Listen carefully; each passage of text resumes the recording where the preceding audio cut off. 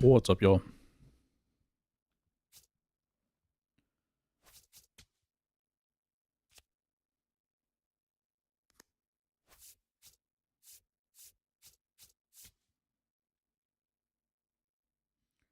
I was thinking about putting another team together so it could be better than my White Sox team, but apparently I don't really have that many good cards.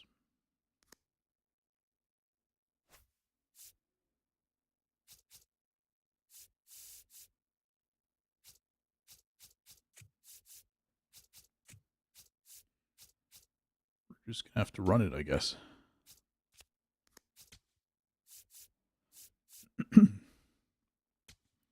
How about my bullpen? Do I have any upgrades in here? What's up, Greg?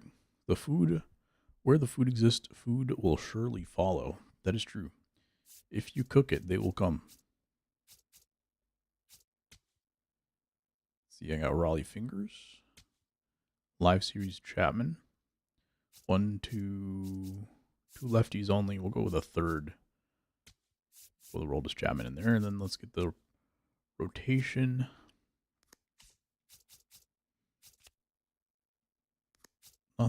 Nothing super crazy in here.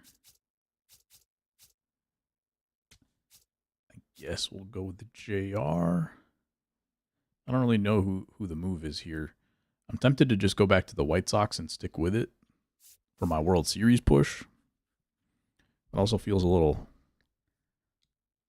like not the move. I'm gonna do it. I'm going to stick with my Sox. They did not get any new cards yesterday, but it's okay. Let me just double check that that is truly the case. What's up, Egg? Is this Egg Alt?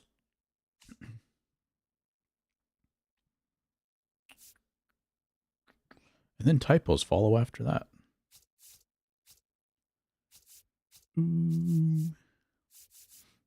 Yeah, I guess we'll stick with the White Sox.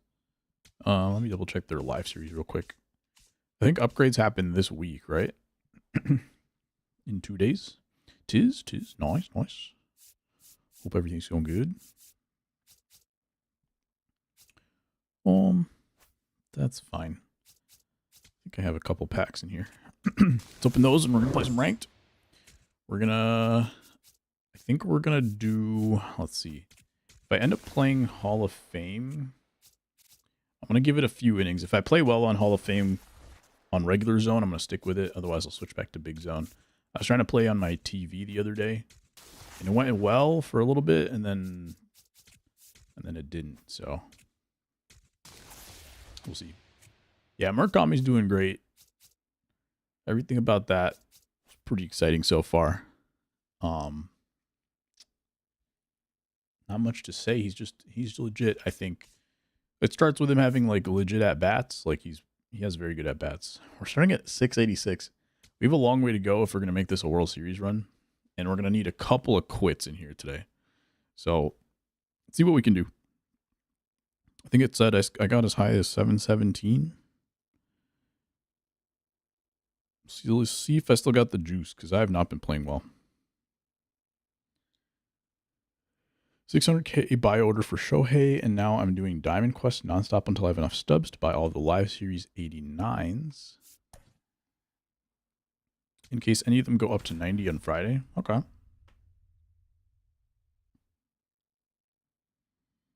That makes sense. How much is the jump from 89 to a 90, though?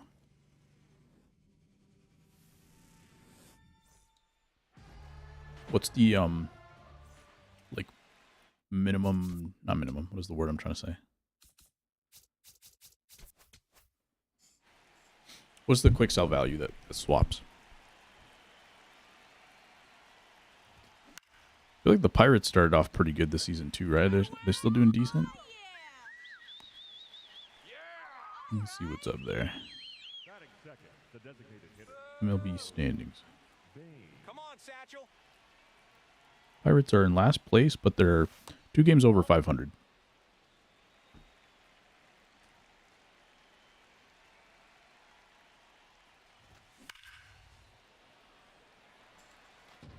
I'm still sitting a little too close. I think that's a good distance right there. Is it the cutoff for the pack odds? It is. But I don't think those cards usually go up in, like, because you'd have to hold them for a little bit for them to gain any value back. And then it might be late enough in the year, like if they're a quick sell already, that means the people that want those cards have already bought it. And even if it goes up in value, like it's no longer available in those like 89 and lower tiers, then what am I trying to say? Like people have already bought that card, so it's not going to go up as much as you might think.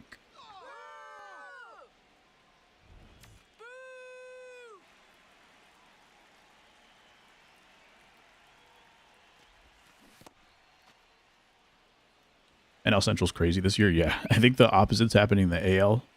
In AL Central, like the White Sox are like 1 or 2 games out of, well, before like yesterday, they were 1 or 2 games out of first place, and they were 1 game below 500. It was like the Pirates right now in AL Central would be in first place.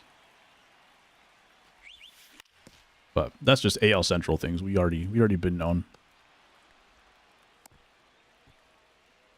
That being said, I'm not a market guy, so I'm certainly not the guy to give an opinion on that, Greg. I'm just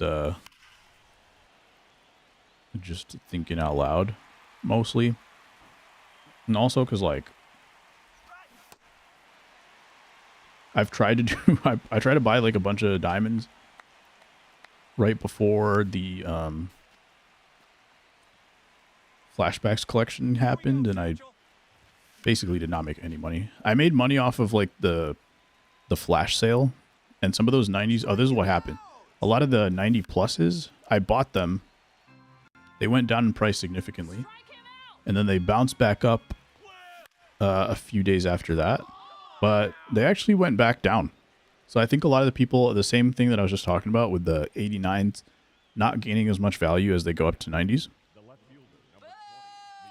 The same thing kind of happened there. Even the value of those 90 pluses like stabilized at those lower prices, which I was not expecting. They did bounce back up for like a day or two, but then they shot back down to like the post flash sale price. What you could hope for though is a stub sale. I think that might be a good bet too. Like if you're waiting for those 89s to jump to a 90 and then wait for the flash sale, and when the flash sale happens, then you sell those cards. I think that's probably the move. Some say Cardinals and Reds are huge regression candidates. Some do be saying. Yeah, they're definitely regression candidates, but also then you still gotta fight the Brewers. How halfway is halfway, Dan? Does that mean you have half of the vouchers? Or are you halfway to all of the vouchers? Yo, Soup Kyle. How you doing, man?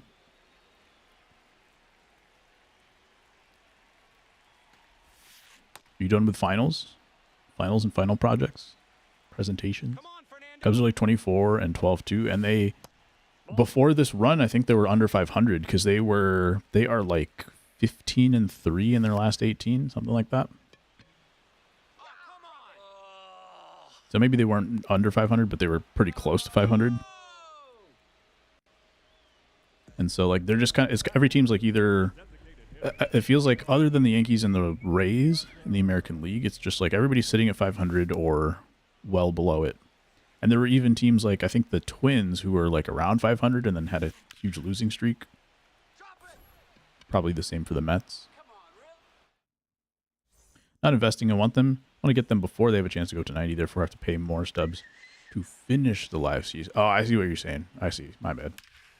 I thought you were getting for the money moves, but getting them to before they go up, that for sure makes sense. Yeah. My bad. Sometimes I try to think about these investment plays out loud, so that I can like figure out for myself what makes sense to do, and then like Sometimes I actually try to do them and then they never work for me. Graduate in like 10 days? God dang. Congratulations. That's how it works, Dan. That was the end game from the start. I can't believe it's been 4 years. Feels like you started college with Dan at the beginning of this year. Mason Miller already at 50K. People expecting him to go up. That makes sense.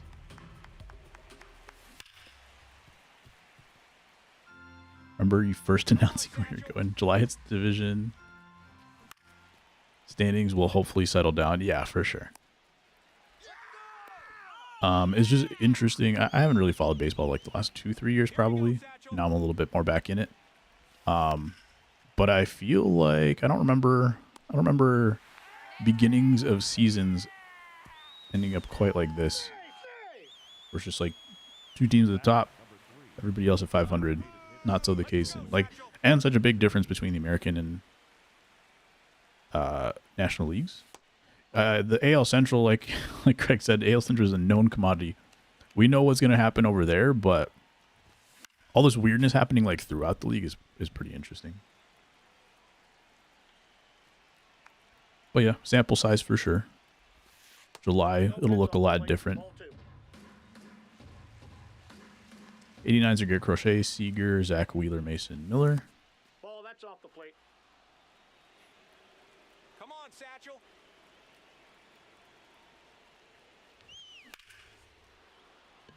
Let's see, 92 off the bat.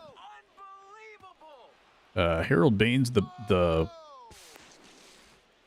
mod that I really need for him is the power one, but he's not really hitting home runs for me. And in order to get the power mod, I have to hit home runs, so it's a little tough. Tuning in for your grad stream with the cap and everything. my grad stream? Let's go, Satchel. Is that what I did? Crochet's not going up. Are you gonna do that? Kyle graduating is making me feel hella old. Just wait until Dan graduates. Then we're all gonna have to wrap it up. We're all just gonna have to find a senior living together. Play a few games at Costco, yeah. I guess I could do that. Murakami to center field, 100 off the bat. Could go. Nice. It was hit a little bit low. I didn't think I had the height for that one, but in Coors, at least 100 is going to go even at that launch angle. I'll be streaming from my retirement home in a rocking chair. Then you have to go back to your original name.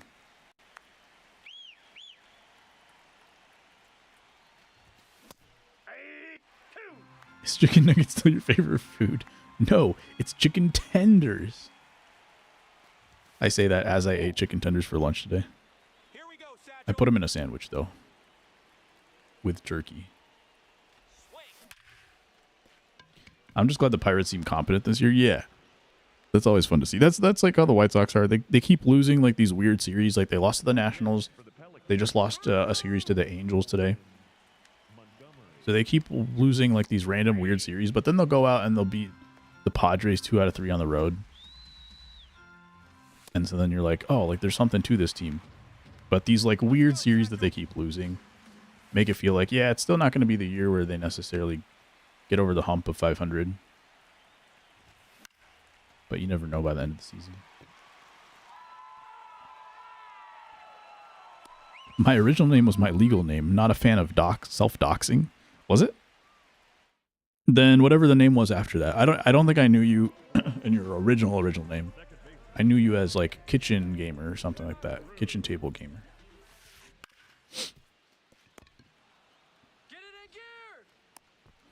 Turkey and tenders. It was a pretty nice manwich. Freddie Galvis can no longer haunt dude food in this game. Mix it up much more. What foods did you try in college? I think you tried a hot dog like soon after you got into college, right? Did you ever try a pizza topping? Have you heard of those yet? For your grad present, it's student 9s on you.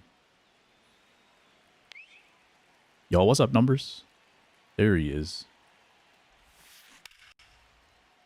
I gloated too hard last week when the White Sox beat the Angels. Or 2 weeks ago, whatever. Now they got their revenge. When I was in college, ramen was only known as that cheap college food, right? Now even the grocery store ramen is not expensive. Like, you can still get 99-cent ramen, whatever, 50-cent ramen. But how much did I pay for ramen the other day? $12? That's outside. Something like that. I've definitely paid over $15 for some ramen.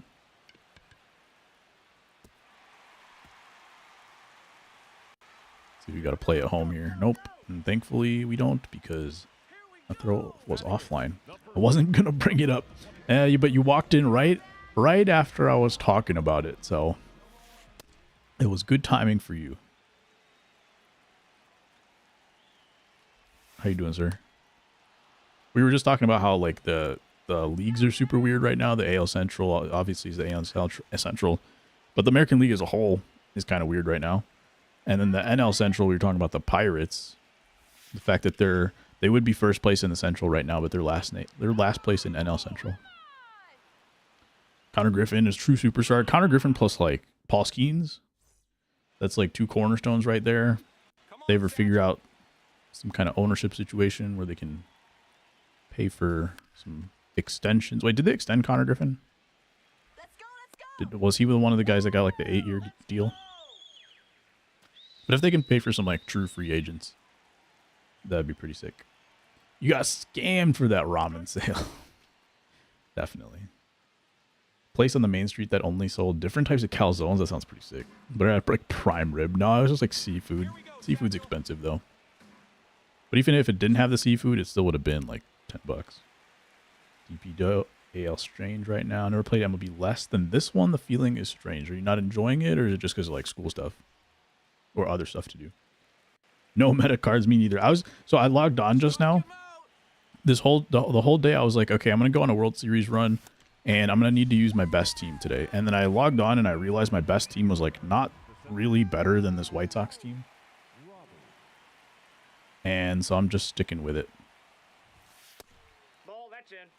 I've fallen behind. I was trying to like save up to get the Tulowitzki, and then I kind of tried to invest, and all my money is stuck on like cards that are not going up in price. They haven't gone down in price, but they're not going up in price either. So we're just gonna sit on those, I guess. Pulling. This is maybe the first fastball I've ever pulled for a home run with Luis Robert. Possibly first ever. 8 or 9, 140 million. Yeah. At least you guys got him for a little longer then. Let's go, Satchel. Yeah, one of the extensions. McGonigal, I think, was one of the other ones. I could be wrong. I've lost track. The White Sox did that. It's interesting that it's still happening in the major leagues, because I'm curious to know how many of those have been successful. There was the Ozzy Albies one. I feel like that's a different situation, because Ozzy Albies didn't get his like as he was coming up. He did get his more or less prematurely, like more earlier than people would have expected. But he was also like a foreign player, and probably has different like reasons for doing a deal like that potentially. And like I think the Braves had already had success as a team. So like all of those things kind of were different factors in his deal. And then I would say that was probably a successful one on both sides. Yeah, Jose Ramirez taking a team-friendly deal. That's, I think, also a different situation. He was already a star when he got his extension and all that. Has he done 2 extensions with the Guardians already?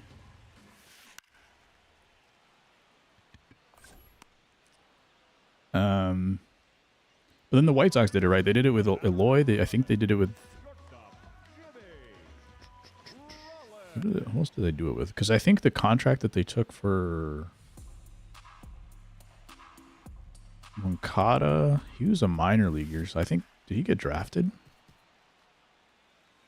But they definitely did it with Eloy. And they did it with one other guy. It wasn't Robert, was it? Rip Eloy. The Tyler card. Just going out and stuff. Gotcha. Good thing the meta changes every week. True. There's a lot of new cards. Like, it's very easy to like get your team back into place. But if you're only playing like once a week and you log on and you realize you're behind, you don't have like. It doesn't take super long to get back in, but it takes more than 5 minutes, unfortunately. I'm actually 23 next year, Dan. It's over for me. He's gonna be as washed as Eloy. Dude, who I believe devours food. They got Moncada in the Chris Sale trade. Yeah, but what I meant is the Red Sox. I can't remember if the Red Sox had just drafted Moncada, so that like the White Sox had. Whoa, I thought he was gonna play that, and then he just kind of stopped. Otherwise, I would have dove for that ball, and I'm pretty sure a dive would have stopped that ball. Because I feel like the White Sox had the team control, but maybe it was just a like 6-year deal that he was already on. Because I would have assumed he was an international free agent, but I'm not 100% sure. I'm 27, couldn't be better. Nice. I'm past the big 3-0. I'm officially unk. Alright, these guys. We're only in the 3rd inning. God dang. I thought we were already like in the 7th, to be honest. Gave up a couple runs here. This is a gold Chris Sale, by the way. But he's got some captain boosts. Griffin's contract is also heavily backloaded. That makes sense. Tarek Skubal, unfortunately, he's going to have surgery on his contract here. So that's rough. But it doesn't sound like it's going to be a crazy surgery. I would assume that he's going to get back in, but tough timing for him. Now that I'm willing to drink when I go out, it's unlocked a lot of outings I would usually forego. Gotcha. Completing some of the #1 fan stat missions. Oh, that's cool. Ugh. What is one of the ones that you've completed so far?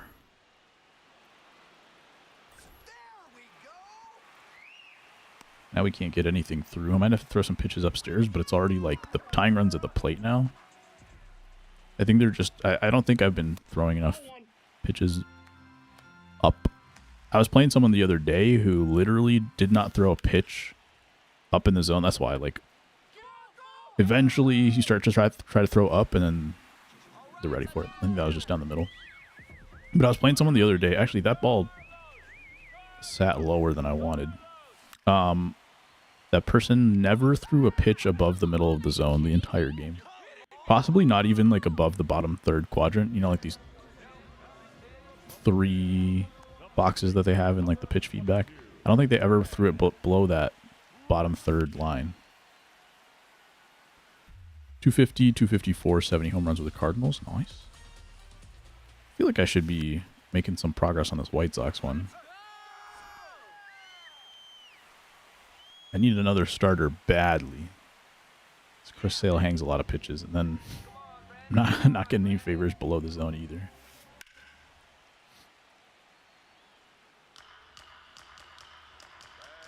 But anyway, like the deals that they had, I think probably for Eloy, and then I think they extended Robert like an extra year or something. It was one more player that they did an extension for. And before they even like hit the major leagues. And at the time I was okay with it because everyone was pretty confident that those guys were going to be good. But then on top of that, like your whole like strategy is to focus on these guys. And if they had failed, which they pretty much ended up failing, if they had failed, it was going to be like all or nothing pretty much. So I was kind of okay with it. Like, you open your window a little bit more. You kind of keep your core together. It kind of makes sense to me, even though, like, if they fail after year 2, then that's a long time to hold on to that contract, all that kind of stuff. But it's like, if those guys don't pan out anyway, then you don't really have anything to work off of for the rest of your roster. Is the way that probably a lot of these teams look at it. So it kind of makes sense. You wouldn't do that necessarily as like the Dodgers, because they work from both angles. They both develop their talent, and then they add on top. But these teams that like aren't really adding free agent superstars, you gotta make sure that you have your homegrown staying as long as you can. 47 with the Angels, 54 with the Dodgers. I feel like that doesn't sound too far, or is that just like the first tier of those stats? Oh no. Getting on top of some pitches now. Trying too hard to pull it. That was a bad couple of half innings for me.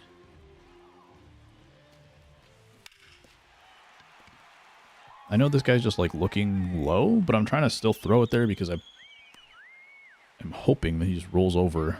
It's one to one of the infielders.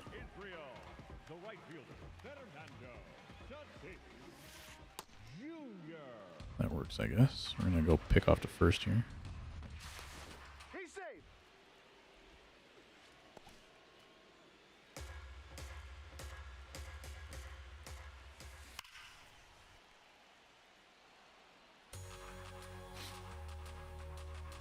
See if we can get it way low. That's pretty much exactly where I wanted it.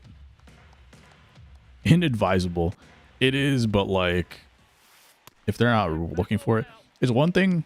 If they're kind of in between, they kind of go back and forth between up and down.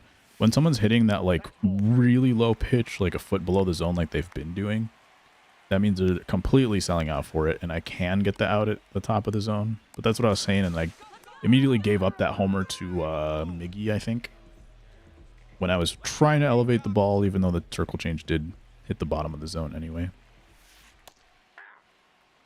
There we go. There's that strike zone coming to work here. But certainly, that's the pattern I think I got into without realizing for a lot of this game. Nope, that's foul. Was throwing too low and not picking up on that fact. Sometimes you just go like to autopilot in this game, right? And you don't realize that you've gotten yourself into a pattern. That's absolutely what happened here. And instead of this turning into a quit or a mercy, which I definitely need if we're going to hit World Series today, I definitely need a quit or a mercy. I'm going to have to play this one out.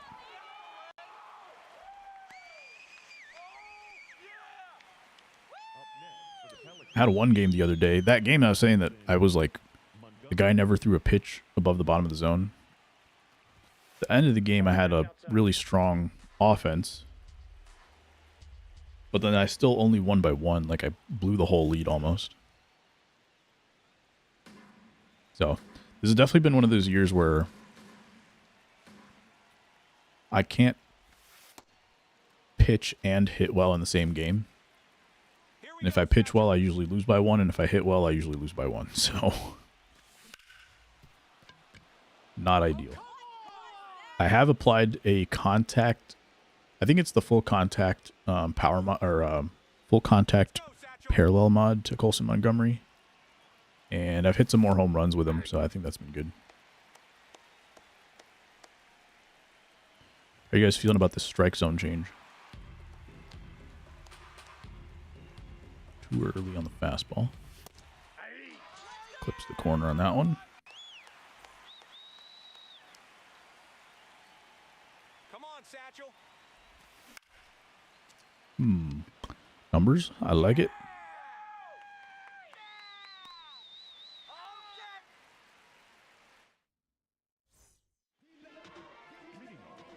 This is the new Ellie card.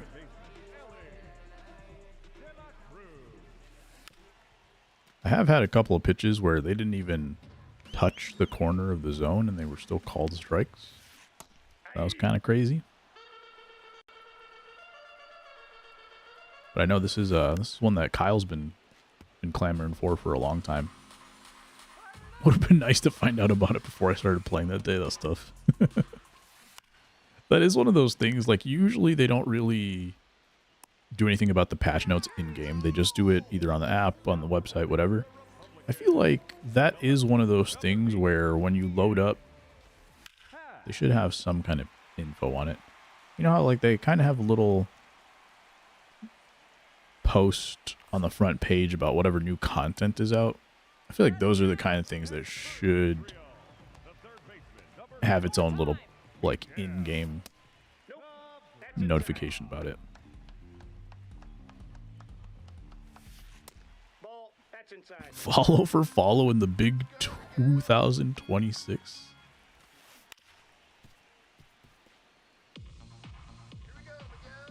Yeah, I can't imagine like people just getting that first strike call on the corner, not knowing it's about to happen. Even like I even knew it was happening. Like I saw the post and it was still like shocking the first time it happened. Block for follow.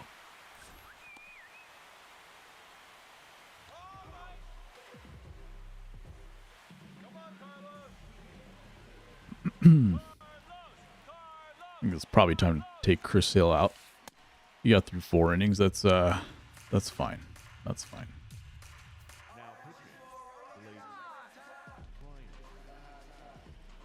I was really hoping when they said we're not doing team affinity. Okay, that's fine. Like, you know, they're switching it up. Like every few years, they kind of like step back on team affinity, and then they bring it back the next year because like people want it. So it's just like a cycle. That's fine. To keep it fresh from year to year. But when they said in the last stream, you know, we're not doing team affinity, but it's going to allow us to like put out even more cards. Sometimes multiple cards for your favorite team, whatever. I was like, okay, cool. Cityscapes. Here we go, Satchel. Maybe we'll get a White Sox card in this one. Nope, the Cubs get like 4 cards and the White Sox got 0. Let's go, Satchel. And then yesterday, I thought Player of the Month, I thought like Murakami would get one. I understand he already has a 90, but leading the league in home runs, I for sure thought he was getting a card.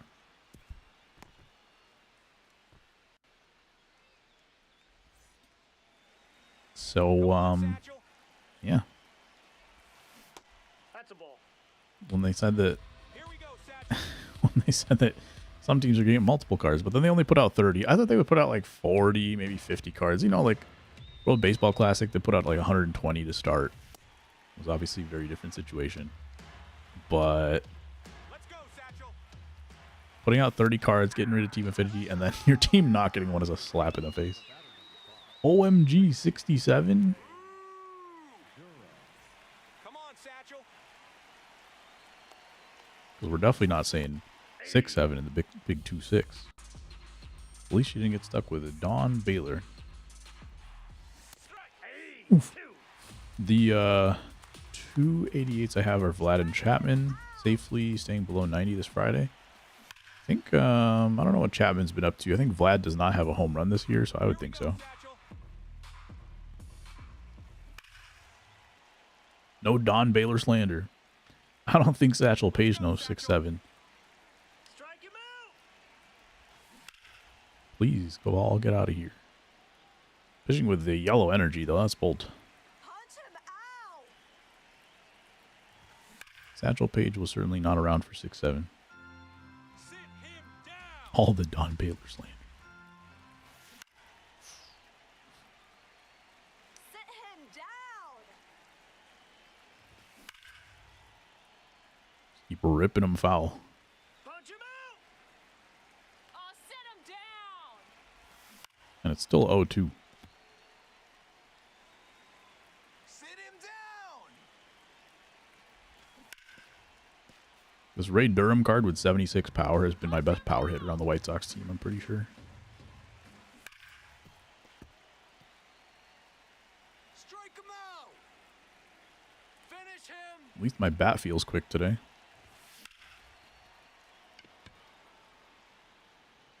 Already 1 out. I'm going to stay there. That's Tatis in right field with a big arm. So you admitted it is slander. Griffin and slander?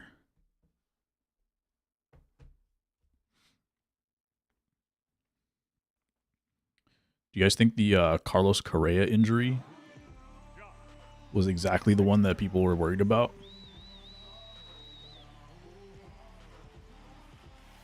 It's an ankle. That's why he got 2 of his contracts pulled in free agency.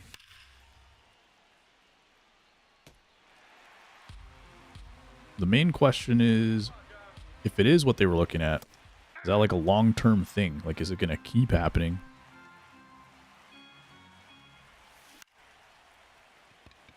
Oh, beautiful. We're running on that one.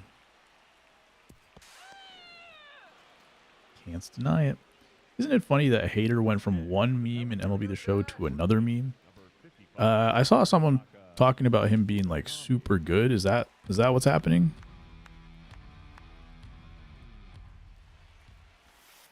That's a ball. So when it comes to Josh Hader, I only know one thing. Ugh, I was gonna say or two things, but that'll have to wait.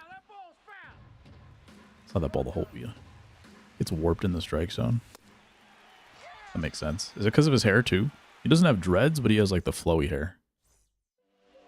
That he stinks in this game.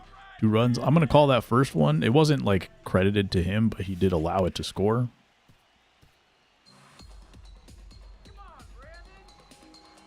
The 2-run hater meme is not about his earned run. It's about the runs that I score whenever he's in the game. So just keep that in mind. His run counter is currently at 1.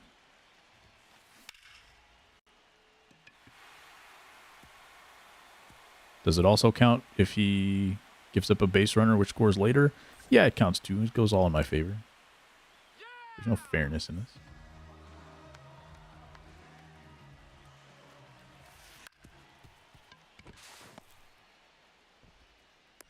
He's out. Move it. What was that? Thank you. People say him and Michael King have the glitch. That does make sense. I will say, I've mentioned this before, but like the last 2-3 years that I've played this game, like I haven't hit Hater well at all. So now that that is the case, I'm going to blame it on that. I'm going to assume that's why. Hater's going to hate. Yeah, there it was. I saw the glitch right there.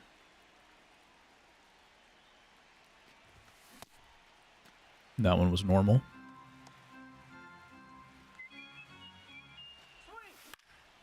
That was normal. Also, I have Tatis at bat.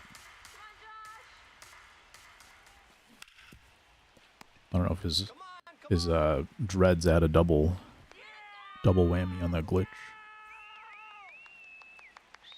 Got a glitch now. Yeah, the pitches are warping a little bit. That one didn't do anything. That first slider in the last at bat warped.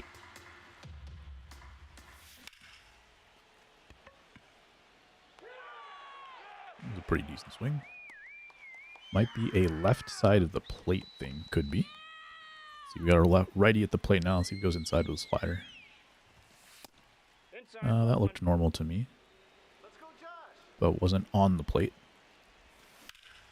There it is. A lot of 2026s going on today. One more for the tally of 2026 is 2-run Hater still alive and well.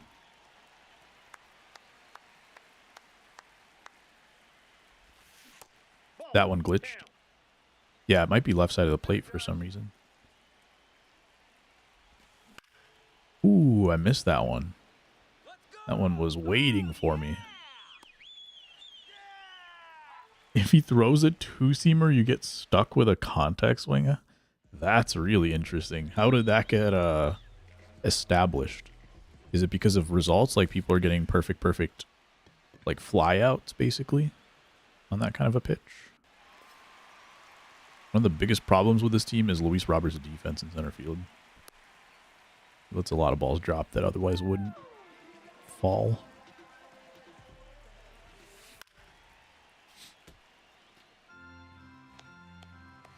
I have Max Clark on the bench and Larry Doby on the bench. Ooh, that's tough.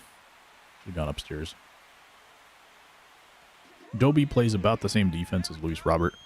And then Max Clark, the problem is I usually use him in left because I have Miguel Vargas in left, who's even worse. And I don't know if you guys are experiencing the same thing, but I've had major issues with playing even just a center fielder in right or left field if they don't have a secondary. Like out of position outfielders this year, I feel like Really bad jumps, really bad animations for some reason. Yeah, let's hit it.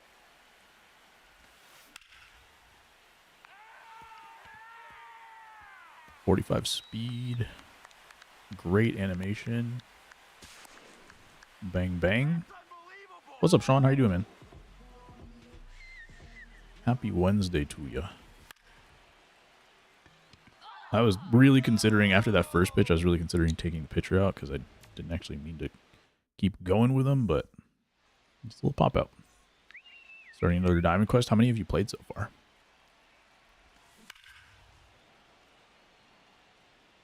XP reward path.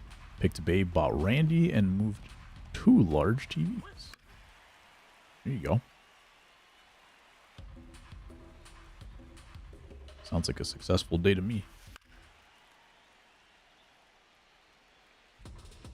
XP path ends this Friday, right? Alongside the weekend classic starting.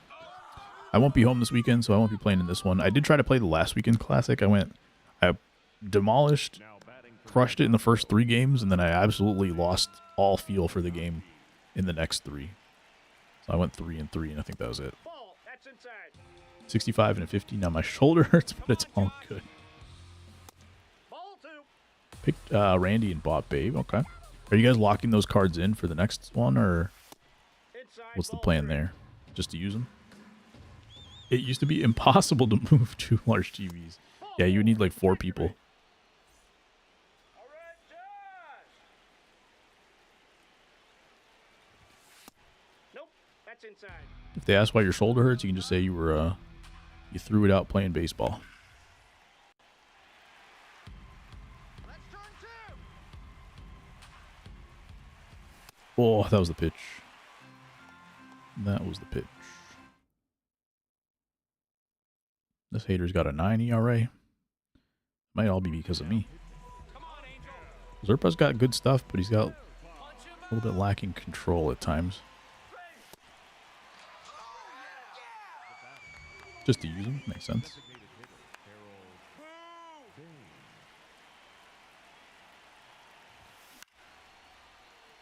if we can get a little bloopy here. Nope. It's kind of looking sinker. It had, excuse me, if it had been a sinker, it probably would have jammed me anyway. Up next for the Pelicans, the first baseman, number 55, Muna's got 2 home runs, but I only remember 1 of them. And he's going to give himself a double here. He's only got 1 major league double, which is kind of funny. And he's actually going to score both runs. He finally hit his first double like 2 nights ago after hitting 13 home runs or whatever. 13, 15, however many he has. There you go, Tatis. I didn't miss the middle pitch there. I tried to. If you see the PCI, I tried to miss that pitch. But we get it. We get a little cushion here in the 8th. Here we go, Angel. Changing pitchers mid There we go. batter is a Bush League move. Yeah, you don't see it too often. I've seen it 1 time in the major leagues when I was at a game. It was Buck Showalter who did it. White Sox, Orioles.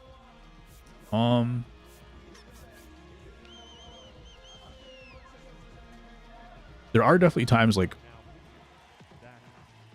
sometimes that first pitch, that's one where it's just like you're kind of on autopilot and you realize after the first pitch you actually wanted to take a guy out. That one, I don't feel bad if I do it to someone else. I'm just like, shoot, like I didn't, like there was no reason for me to keep pitching that guy.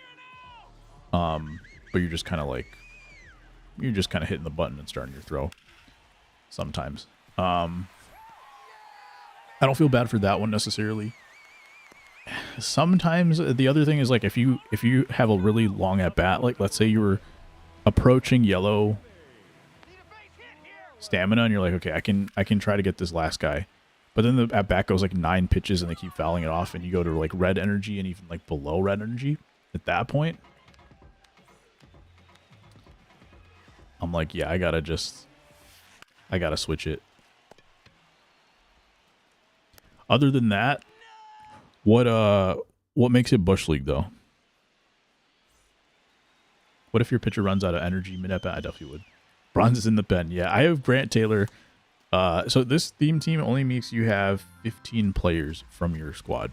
So I actually don't need to have a bronze. Oh god. Because I now have 16 White Sox players, and I only need 15. But Grant Taylor throws like 100, so I was like, why not? Let's go, Angel. Let's just throw him in there. Aren't as light as you think, plus I have a torn labrum in my left shoulder. Oh, God. That'll definitely hurt. It was worth it. Nice. Where were you moving them from? Were you selling them, or were you just, like, rearranging furniture in the house? Come on, Angel. Murakami bought Acuna, intended to get the inning voucher, never collected them. Did you end up selling them then, or whiff on the bare hand there? Against the catcher, I feel like the game probably locked him into the bare hand. That happens pretty often. But I think Here we Teal go, has a Angel. reasonable amount of speed, 64 speed. Probably could have been Let's go, Angel. a close play, maybe even made with the glove. Just because it's not real baseball, nobody plays a non-injured mid at bat to get a third strike. Yeah, I mean, like I said, I've seen it happen one time. Come on, Angel. Sit him down. It's at least like not against the rules, but Punch him out. I would want to know Unbelievable. why it doesn't happen in the major leagues more often, I guess. That would be my first question. Because I've thought about that before, and I'm just like, it seems like it would be a thing that would happen, especially if, like, let's say your pitcher hangs 2 pitches down the middle in like a really important game. Like, let's say the stakes are just really high, right? High leverage, high stakes. You thought your guy had enough for whatever reason, and then like hang 2 pitches down the middle that get hit 500 feet foul back to back, and you're just like, okay, I gotta take him out. I would think that would happen more than it does. And I would imagine that it's going to be something that we see more often moving forward too. Probably they don't trust the reliever to have their first pitch be their best pitch. That makes sense. Oh, come on. Are you kidding me? Yeah, it's probably like a feel thing for the reliever as well. So the same way that like you wouldn't bring, like if you have an opener or in Hey, stay hot. the playoffs when you have like a starter out of the pen, the same reason why they're like, they got to come in a clean inning. Probably want to come in with a clean count. All that kind of stuff is probably a mental factor. That makes sense. You're kidding me. You never know what's going to happen if they don't trust their first pitch. That makes sense.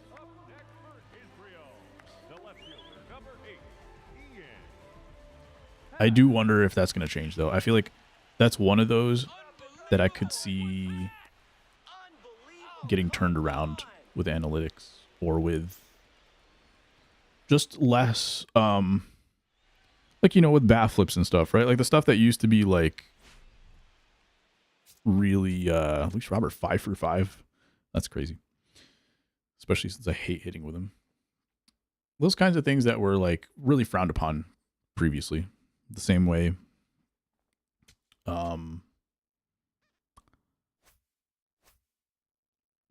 that switching your pitcher mid at bat would be. And just less people care about it, I think. But at the same time, like, still feels like one of those things that people are generally in agreement on that you still shouldn't do. Even if they don't feel like super strongly about it.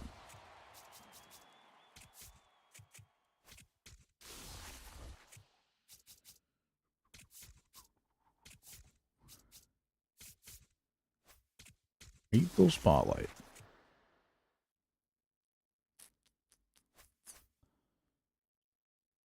Has anybody gotten, like, Dan said he was halfway to Miggy. Has anybody else gotten the Miggy card? 99?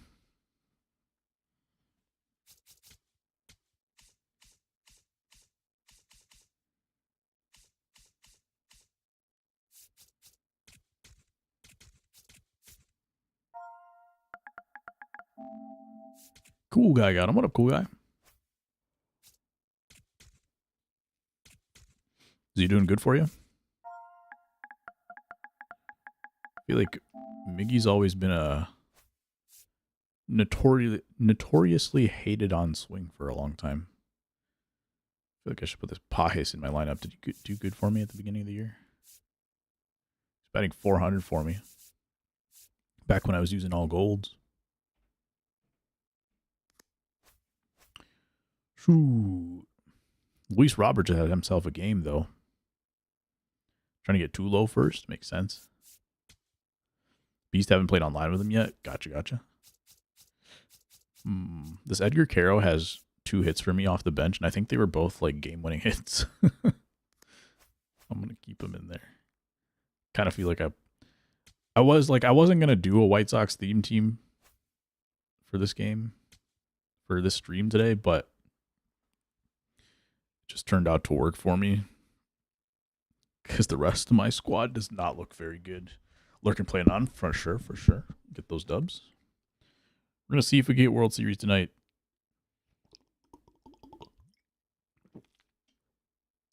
I have not hit World Series this year.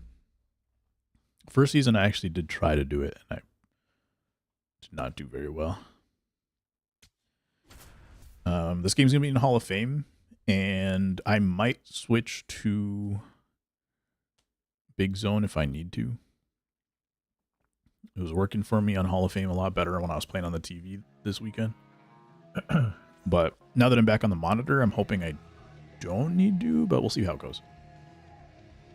We played a couple Hoff games on stream last week, and it went pretty okay. So,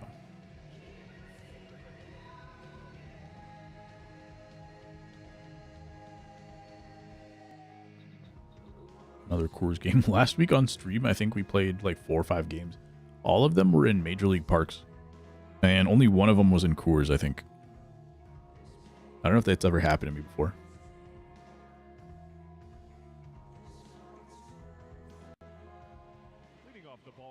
Yeah, let's make sure I got my right camera on. Number 5, Ray Durham. Sinker 12-6 circle change. Ooh. That little shadow of the ball was touching the strike zone.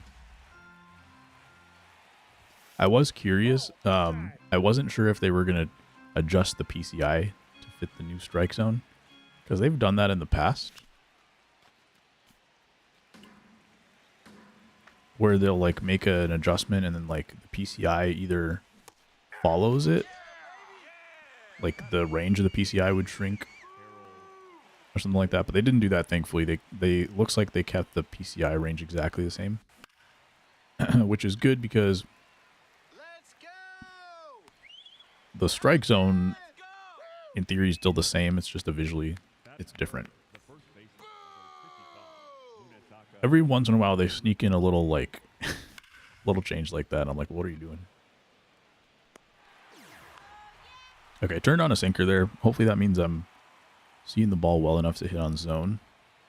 Sometimes it's the combination, right? It's not just the timing. It's like, can you time it with being quick enough to hit it? Let's see what happens.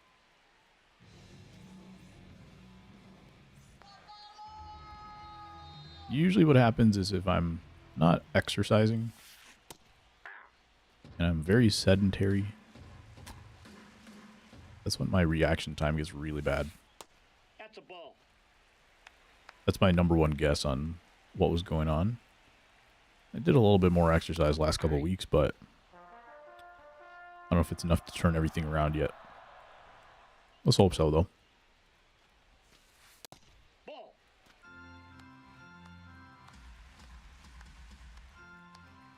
There's I don't know if you guys have seen this.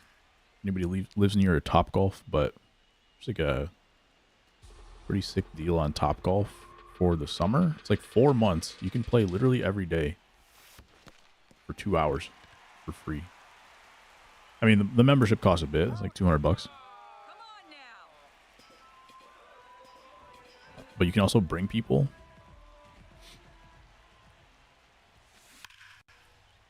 So if you go often enough at those specific times, it's obviously like the non-peak hours.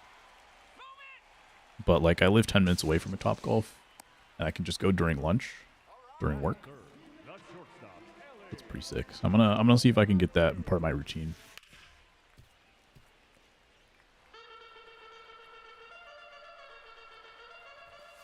So I went 2 days ago.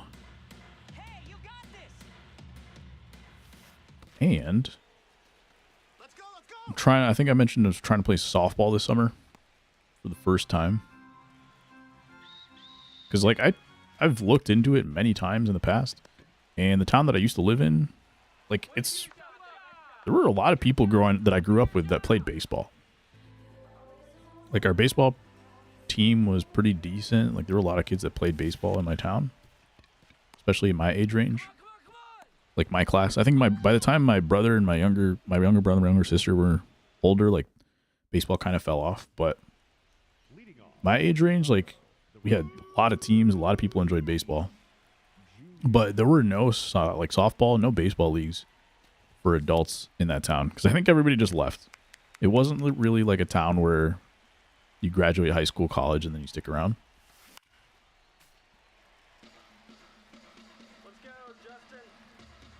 But around here, there's like a bunch of leagues and stuff.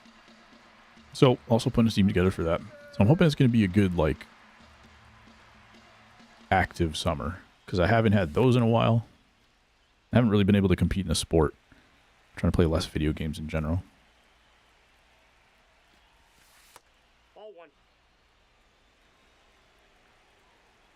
Is anybody else playing softball this summer? Or baseball? I know some of the younger guys in chat have been playing baseball, but softball league sounds fire. Did you do any like intramural softball or anything like that, Kyle? I think you were doing basketball, right? Softball should be fun. I was worried. I thought it had to be like residents only kind of thing, but they said there's no. You can have people from any town, so it's gonna be good. So I'll have some of my friends, and then we'll fill out the rest of the team with some free agents. I think. Played 200 total intramural games across all sports. Nice. Was softball not one of them? Finish him.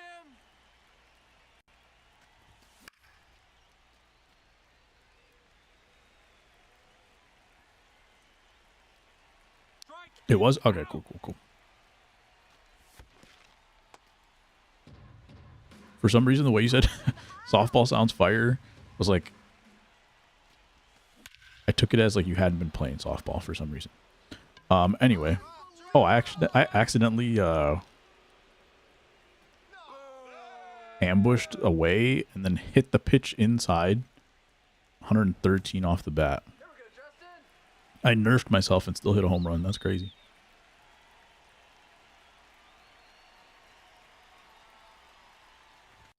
What else were you playing? Oh, ground ball. How far are you from Dulo? Too far, dude. I like... I think I saved up maybe like 800 to a million. So I could say like I was maybe a third or halfway to Tulo, and then I gave up. That was like... I pretty much gave up like 3 weeks into the year. Like I stopped wanting to play the game. Therefore, I stopped flipping and all that kind of stuff. So, I'm far. Very far. And I don't think I'm going to try to get him now. Because any stubs that I get, like if I do want to improve my team, I'm just going to like buy the cards I want like I've been doing in the past few years. Like my teams have been good last few years. I haven't been getting any of the collection cards. But I've been able to get like pretty much any card I wanted. Just an Otani away? Nice. Are you doing like BR and stuff? Or what's the method now? Is BR even a valid method anymore?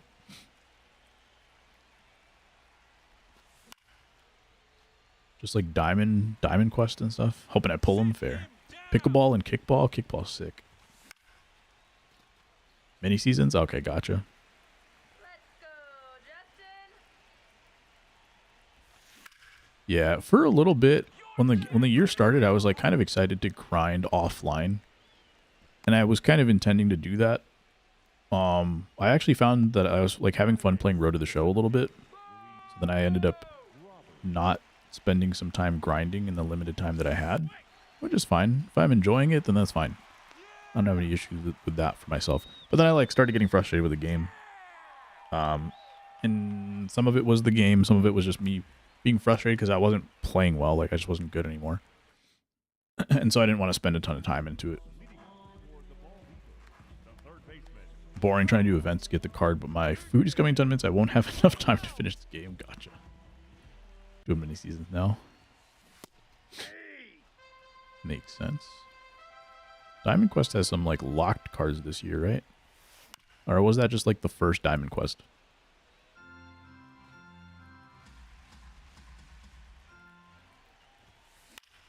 I'm just glad I was able to pull out a win last game with the Chris Sale on the mound. I think if I can get the rest of these 4 starters to have good starts, I probably need to win 4 more in a row to get to World Series. I'm hoping I can get there without having to do another Chris Sale start. I think the rest of my starters are competent enough.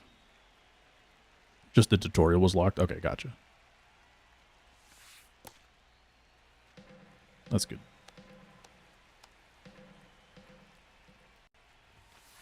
I did do 1 Diamond Quest. I think I got those locked cards. Like, I was trying to start building up the whole team to get ready for Legends flashbacks. Sell whatever cards I could for Tulo. I was even flipping cards, which I never do.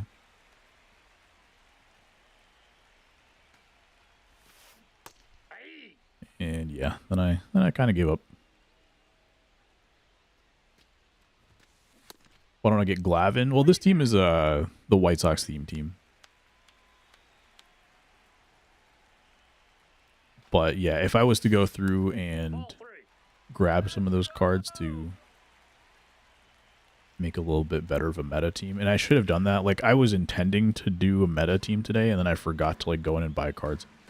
Like, I should have done that. Like, Glavin probably would have been on my radar. Oh, that looks so nasty now. Did he just quit? Do you think that was their first game since the patch? They're at 788. Interesting.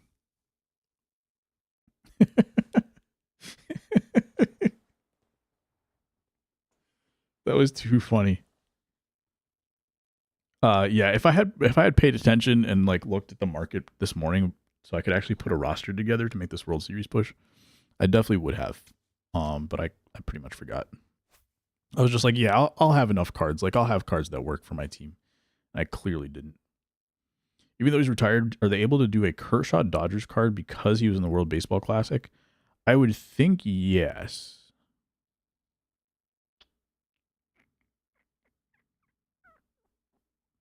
I don't know how that works. I guess the question is, like, can you use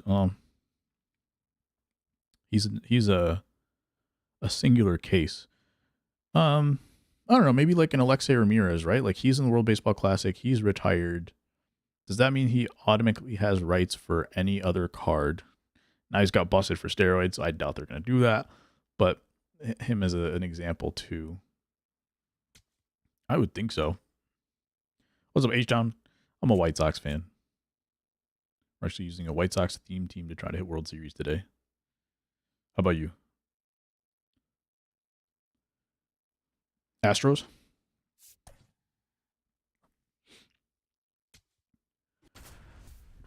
That's a good question, Greg. My guess is yes. Even though, like, in the past, they've only done, whatever, 30 legends, new legends a year or whatever. I think on top of the World Baseball Classic cards, players, it seems like they've gone ahead and added way more legends this year. So I think their budget probably increased overall for, like, adding new legends, and I think that probably carries over into a lot of these World Baseball Classic cards having full rights. That's my guess, but I don't have any evidence for that. That's just my feeling. I hope he got his money back. Yeah, he beefed up to a good 195 pounds. Actually, I want to know how heavy he was, because when he played, he was, I think, 180. He was like 6 foot 180, something like that. Super, super skinny. But yeah, it was just like a week or two ago that he got busted. It wasn't while he was playing in the World Baseball Classic. That's why I was wondering, like, we were kind of talking about it, and I was wondering, does your team get penalized? Oh my god. We're working the strike zone now. I think it's so funny that the guy left as soon as as soon as that dot happened. The fact that he left, I wonder if if that was the first time that they saw that strike zone. Bring back Big Maple then too, absolutely. Although I feel like his cards were always underwhelming. Even though he had like a decent pitch mix, I feel like his release point was super easy to pick up for some reason. I was about to switch back to strike zone high. I guess I will. We're back to strike zone. That was a great swing.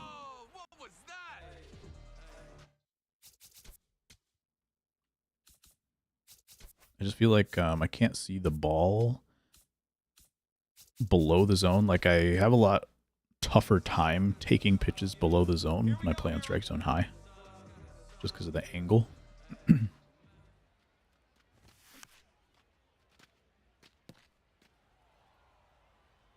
But yeah, if the team doesn't get penalized for your steroid use, why wouldn't you? Like if this is the last time Alexei Ramirez was like, this is the last time I'm going to play baseball, and my team isn't going to get punished, only I can get punished, I might as well try. And if I get caught, it's only 3 weeks long, so like,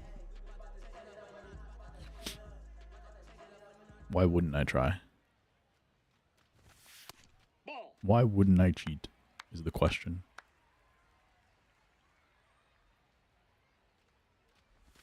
Now, I mean, other than the fact that, like, I would think that the most people,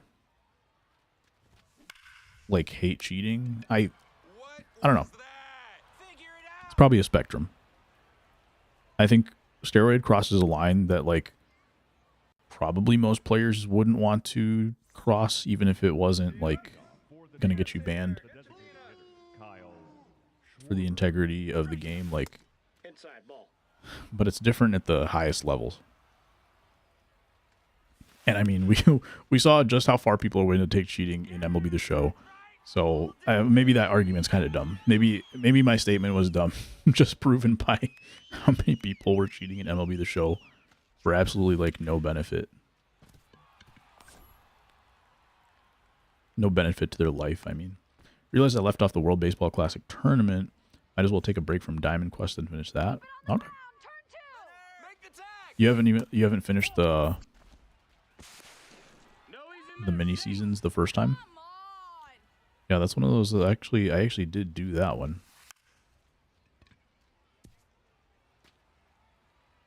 Here we go, Noah. Runner, Make the play. Like personally, I think I hate cheating because I think it's super boring. Amongst like, even if it wasn't a moral thing, like I do think it's a moral thing, and that's part of the reason why I wouldn't want to. On top of that, like I think cheating is super, super boring. Because like part of the reason why I do anything competitive is to like beat you and know that I beat you. And I think that's like the heart of competition. And so if you're doing anything that makes it unfair in a way that is considered cheating, I think that's like, that makes it less fun to win. That's ball two. But I don't know if everybody like shares it, like has the same perspective. And I don't know to what degree or like what percentage of people, right? Because like I said, for something that doesn't have any stakes like MLB The Show ranked, I'm surprised there were enough people like cheating for nothing. See if I could choose to play 9 innings. Gotcha. You forgot you had it. You'd done it a bunch of times, so you just left one. You had just left one open. Gotcha. There you go, Colson.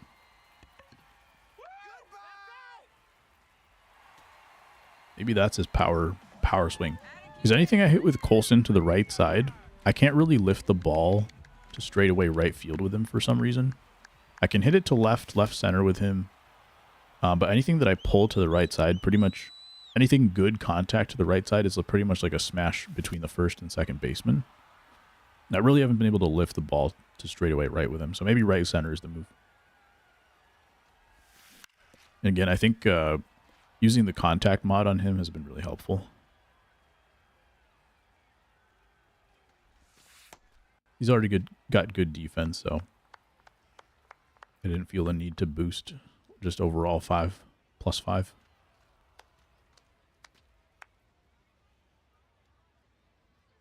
All right, Miguel.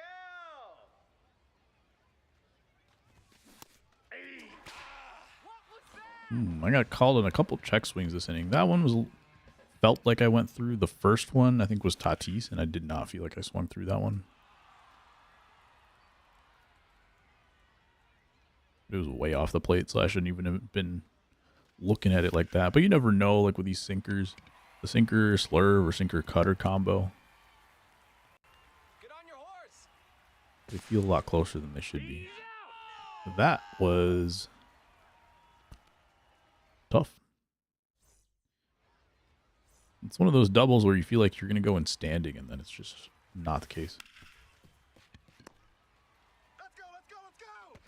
The corners in this park are a little shallow, but they're not like crazy, crazy shallow. To the point where I would automatically think that that's going to be an out. It's definitely like my favorite ballpark. I do wish center field was a little closer, but Ball, that's I miss playing in this park. These were the good old days. not even close. People got mad at when I played in this park though in in the ESL tournaments. I think that's why I stopped playing in it. I could like in the tournaments at least I could understand. Like, probably shouldn't have played in this one. And then yeah, the Kyle, I think you hit your Mondesi home run to center field here. I thought the 408 would keep it in the yard, but it did not. Bayfront at night, of course, of course. Yeah, people did not like our picks. Sit him. I do remember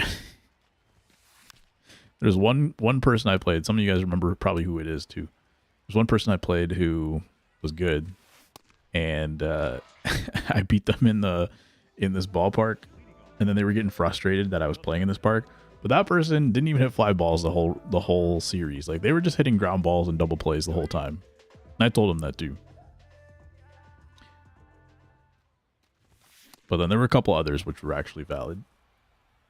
So I was like, all right, fine. I won't play here anymore. But Here we go, that was funny. Doxing my age right in front of the ESL admin in the chat. That was a good time. You're like, should I? That and then like the way you said it too made it sound like you were trying to cheat as well. Like the way you said it made it sound like you were going to try to lie.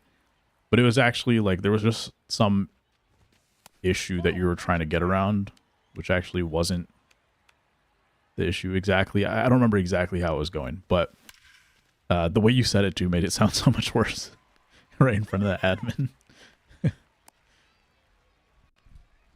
That was funny. All right, nice rip. Here we go, Sam. This Antonacci's also been really good for me. 111 and 80 against righties.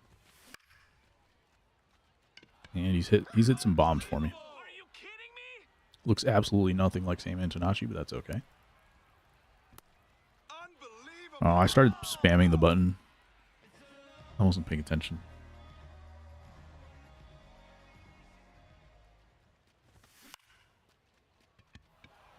Oh, come on. What was that? Leadoff man gets on, and then I start trolling myself. Noah Schultz started today for the White Sox and got Freeze up here from that one. hit a little bit. His first real bad outing as a starter, as a major leaguer. Let's go. Up next for the Turtles, He's gotten smacked on a lot of pitches like out of the zone, but I think he just like Robinson.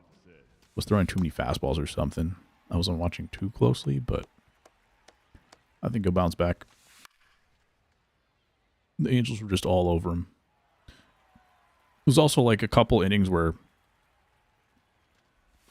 the big inning he gave up, there was a blooper mixed in and there was a missed double play mixed in as well. One tournament I was in just after hitting affiliate, got a shout out from the guys covering it right after they were talking about you, actually. We are connected forever.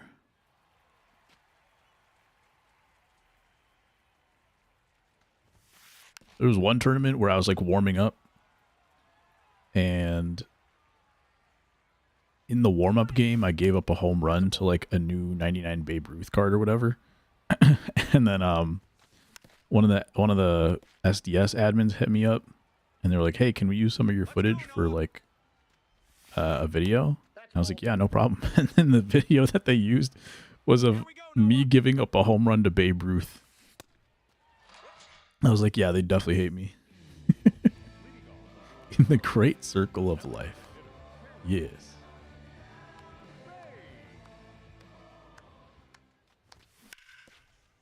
That ball's foul.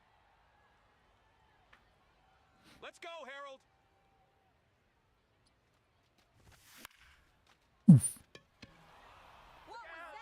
I think last year Clay Buckles was a captain. Was it last year? Maybe it was 2 years ago. Maybe it was more. It was like a Clay Buckles captain card, but he was like too OP because there were too many good Red Sox cards.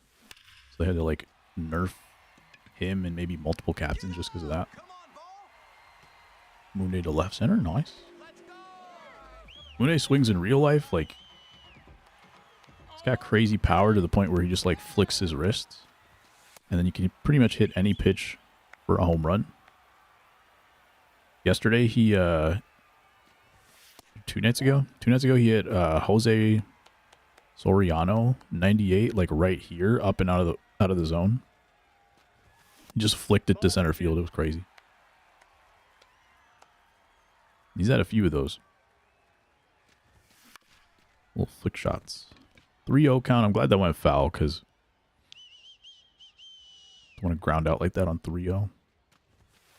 Ball 4. Take your bait. Walks the righty to get to the guy who homered off of him earlier. 86 speed. The guy was playing deep too. I don't know if I'm going to be able to score this, but really quick flip back into. That was the craziest center field animation too. I thought there were 2 outs as well. Oh my goodness. I've already made 2 outs at second base. And I consider myself a pretty conservative base runner. I rarely try to steal, although I've been stealing a lot more this year. I rarely try to steal, and I feel like I hold on the bases like pretty often. But those 2 hits, they felt like they were going to be easy doubles. But I guess the difference between like 60 and 70 speed this year is significant.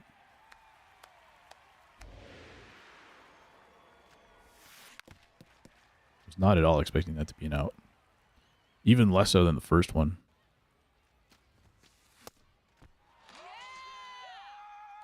And I wasn't even paying attention to that guy because I was trying to figure out if I was going to go home and try to score. And so I wasn't exactly looking at the center fielder. All I kind of saw out of the corner of my eye was like, as soon as he touched the ball, he was already throwing it into the cutoff man.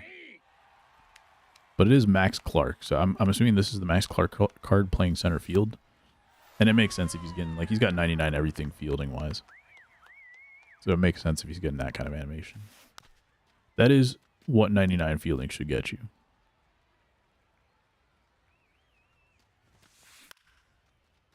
Also had a few games on Hall of Fame where it's like, you can tell the first few innings, because I've been doing the same thing. You can tell the first few innings, like, the person's not comfortable at all hitting. Maybe because they're coming from, like, a game on All-Star.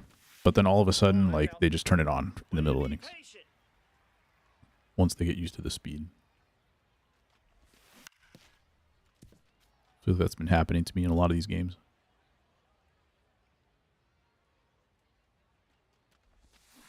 Ball.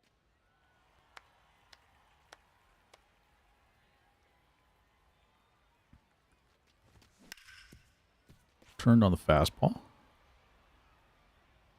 Thankfully, no issues with velo so far. It doesn't feel like I'm getting outmatched playing at this speed right now, so that feels good. Get out of play, thank you. Luis Robert. I don't know if he got an at-bat last game, because the guy quit like in the second inning. Let's go, La Pantera. He might have gotten an at-bat, but he might be... Okay, there you go. Strikeout. I was going to say, I think he might got like 6 hits in a row. He was 5 for 5 in my first game today. All right, well, we're definitely not taking extra bases here. Max Clark in center field, definitely not running on him. And I think Tatis is in right field.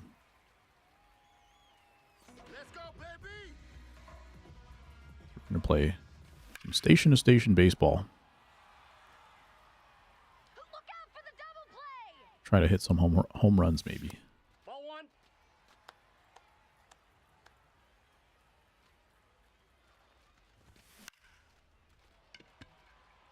Come on. Get out, ball. No, that's foul. The runners were going on contact, so I knew that was going to be a foul ball. Although there have been years where like the running's kind of glitchy. That is one of the worst swings of all time, probably. Not only did it hit him, it bounced back to the pitcher, so he can just throw his next pitch. That's what I was saying earlier, like looking for a sinker sometimes, and then that cutter sweeper combo is actually, I've not been picking it up well. And so if I'm seeing something moving inside, I'm thinking cutter, and then it turns out to be the sweeper. Come on. Out. In that case, it's a forcing fastball. Couple runners on, can't do anything with them.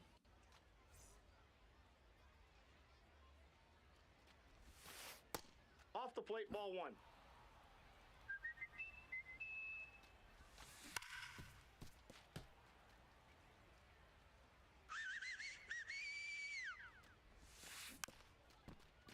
Hung that a little bit. Strike him out. I don't even remember the name of this field anymore. I saw that it said Oaks, Nope. but what Oaks is it?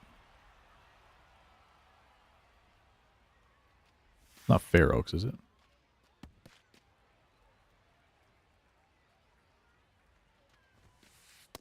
Ball three.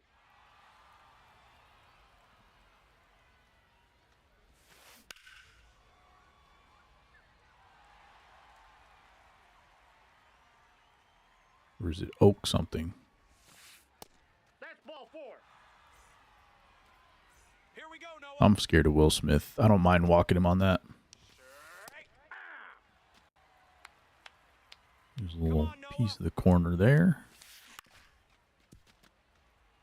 Strike him out. Ozzy Albies versus a lefty is tough, though. Something about him, though, like, I feel like Ozzy Albies does kill me, but I feel like he has a couple more holes in his swing. I just really like hitting with Will Smith, and I feel like I can hit any pitch with him. So I assume that other people can hit any pitch that I throw with Will Smith. Tag him. He was off with that pitch. Let's go, Noah. Pickoff got him.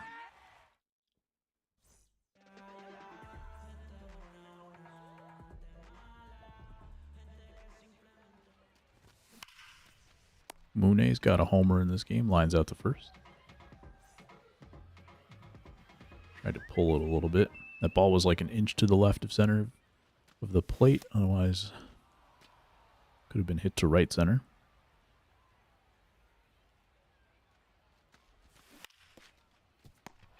Tatis, they were playing in for the bunt there.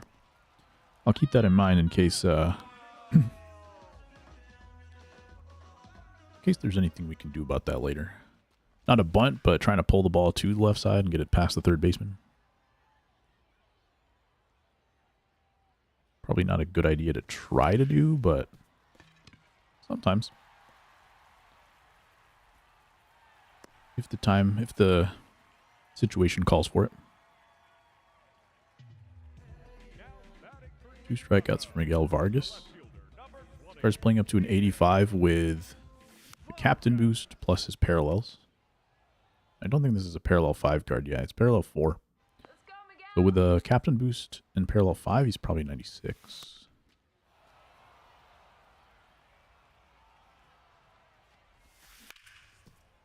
There you go. That was the kind of thing I was talking about for Tatis. Let's go. Ooh, if I was turning the corner, I'd probably make it to 3, but he picked it up pretty quick. Very early rolled over, and then there's an early rolled over. First one was in the zone. That one, not in the zone, is not going to be a hit. Here we go, Noah. Not worth swinging at the first pitch.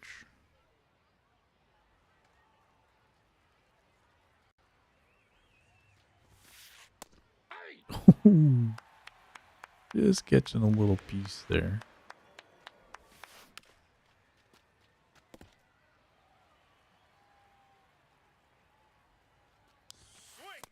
There we go. 7 Ks for Noah Schultz. That ball's foul.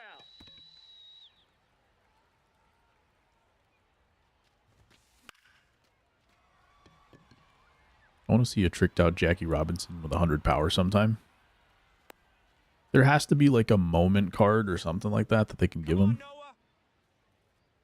That would have some sick Runner. Tag him. Tag him. power. 2 pickoffs in 2 innings. Pinch hitting, Mike. Trout's coming in for Schwarber after that.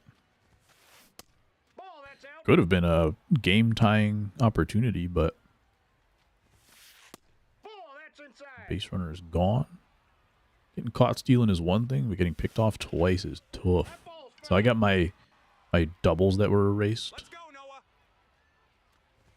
They've got, You could well, they do weren't it doubles, I with guess, that but one. 2 base runners for me got erased. I got 2 of his. All is well. You can play 9 innings in World Baseball. Question is, do I want to? What's going to make that decision for you? Make some noise. Let's go Tyler Rogers. Go a little slow so we can set up some faster pitchers later in the game. Surprisingly, I'm doing pretty well with this card. I usually don't pitch well with these slow ballers, but it's got like an 0.8 ERA. 0.8. Buckles is at yellow energy. Come on, are you kidding me? All you needed to play 9 innings in mini seasons is to go to extras. Brilliant. Antonacci trying to take it right down the line. Not getting caught. Bro. Even the guy with 83 speed is not making it to second base. These corners are brutal. One of them wasn't even in the corner. One of them was to right center, and I still got thrown out. This is unbelievable. And it's been each of the fielders, too. That one was the left fielder, which I think might now be Trout. I don't know if well, it might be this Ian Happ. I think it might be a Gold Glove card, or it might be he has a Gold Glove card in the game, right? But I think he's just this card is it's good. It's not spectacular defense, but he's a Gold Glover. For left field, it's pretty good. That was right down the middle. That's tough. I thought I had a pretty good release.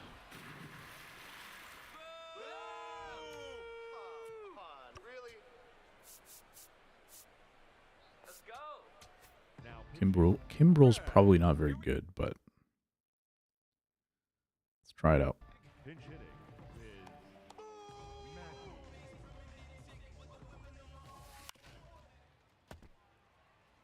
Come on, Bullpen's definitely another weak point of the team. It's a White Sox theme team, and like most, well, I have like 16 actual White Sox players on it, and then some former White Sox as well as like my other diamonds. Not 100% accurate, but it's close. Oh, you didn't swing at that. Tough. Let's get two here. Only I swing at those, apparently. Let's go, Craig. Yikes. Sweep was fat. His pitch mix is not good. He might throw pitches well, but they're not good pitches to throw. Yeah, that's what I meant. Let's go, Craig.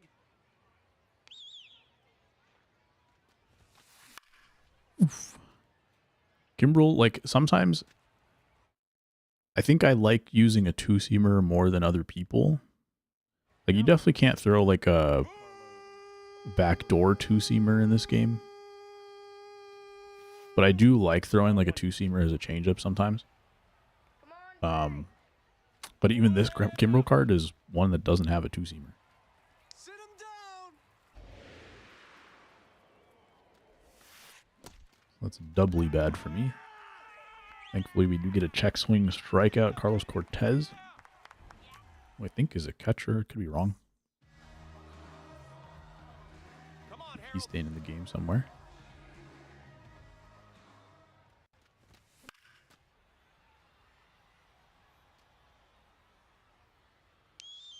Buckle's still in the game. I was going to say he's probably going to come out here.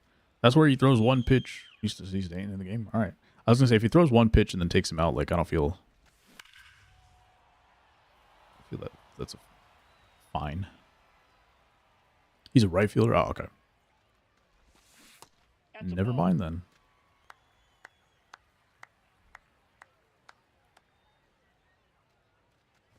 Maybe it's because he has 2 C's in his name. Carlos Cortez.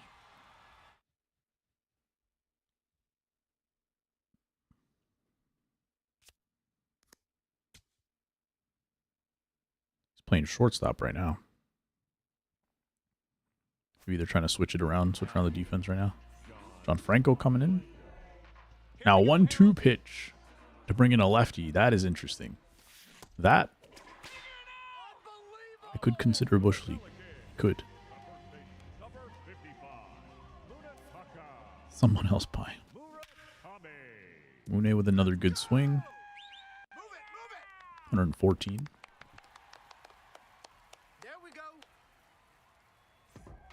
Come on, let's keep it going. But now sets up a John Franco versus Tatis at bat, which I like. Nope, that's down. Finally get a check swing in this one. Here we go, Fernando.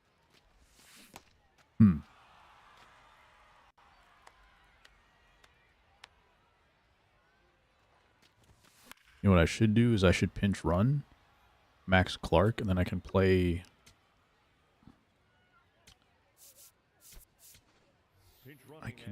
Vargas at first base. Come on, Fernando. I was gonna say it pays off immediately, but I don't care who's in right field. I'm not running. Come now. Here we go. I'm not running anymore. Ball one. Somebody bought Matthews? Nice. That's all it took.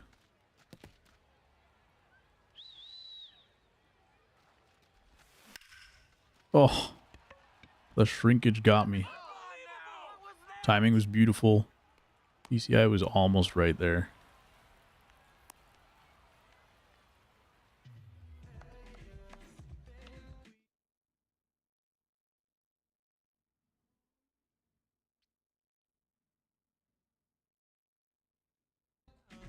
Three batters with Franco. Fastball, splitter, slider.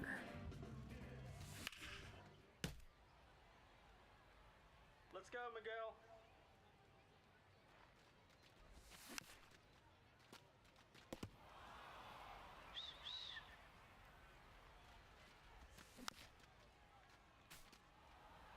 Let's go, Miguel.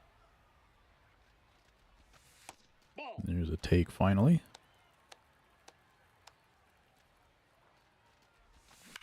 Get up, ball. 102 off the bat. Left center field. Gone. Nice. Didn't need the pinch runner. Doesn't matter. We take 3 off the bat of Miguel Vargas on the hanging splitter. That feels good. Now, I'm going to bring in Grant Taylor to close this game. All right, Max Clark, you can switch with Vargas. Primary first base.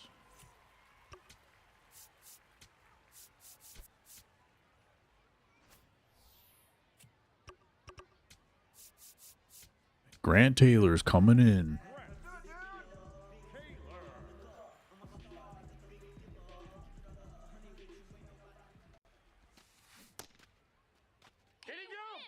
He's going to get 3 batters.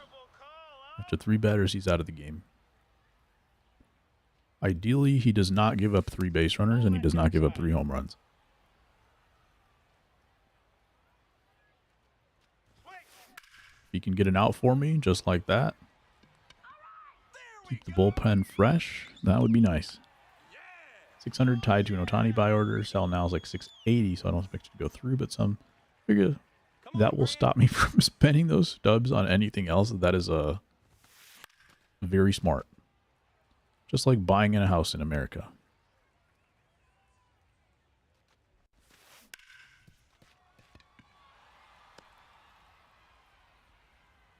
Okay, that's the second batter. Got yourself a Mike Trout. If he gets this out right here, I might let him go for 1 more.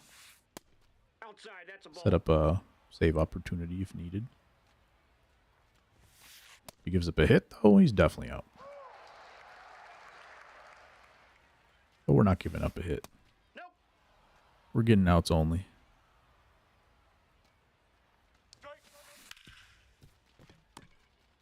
Can he get 2 outs? 79 speed, got him. In a game where I ran myself out at second base 3 times.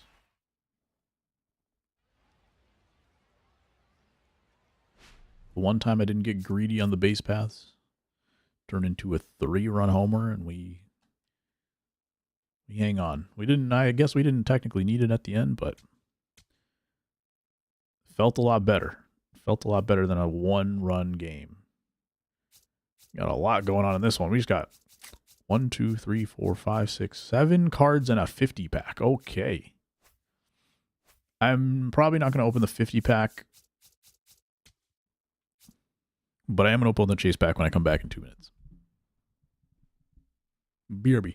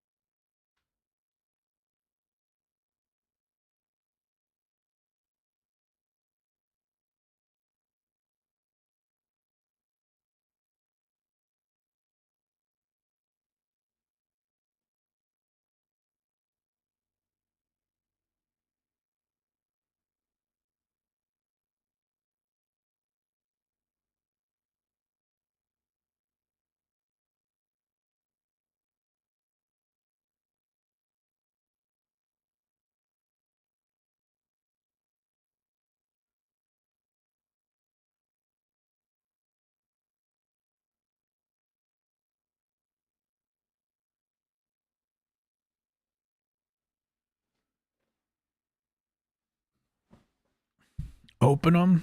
Nah. We're just doing a chase pack. That's it. One little chase pack guy. That's going to be 85 overall P. Crow Armstrong.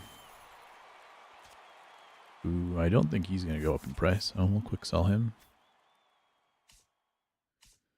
No shot. I'm about to open 50 packs. Not when we have a World Series game to be played. That's what you get for not opening them. True.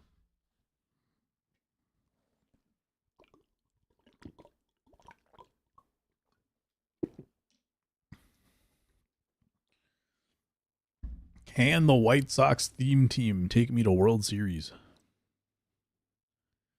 We have an opportunity right here. It's going to be Michael Soroka. Probably be my best pitcher. And hopefully they don't have a lefty on the mound. I've been doing great as long as there's righties on the mound. As soon as they got a lefty, and it's going to be a lefty, it's Jerry Springs, I think. Jeffrey Springs. As soon as my opponent gets a lefty on the mound, I like lose all ability to hit. I have a lot of lefties in my lineup. But it's not just that. Like, I just feel like I'm not seeing the ball correctly. Whether it's the lefties in my lineup or the righties. Because I do have a handful of righties. They're not doing anything else. So, I don't know. That's been my main issue this season. I'll do like okay enough until I run into a lefty. Let's go strike zone. And let's do it. Circle change, slider, sweeper, cutter.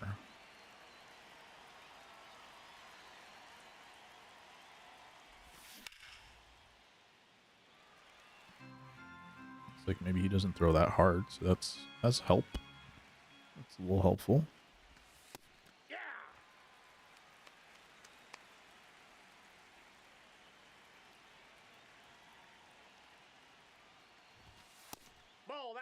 Up and out of the zone at 93. Some of these lefties, yeah, it's like there's Jeffrey Springs, and then there's like the Eduardo Rodriguez that people were using. That I was using too. They're not very hard throwers, at least. So even if they're coming at me from the left side, they don't feel untouchable.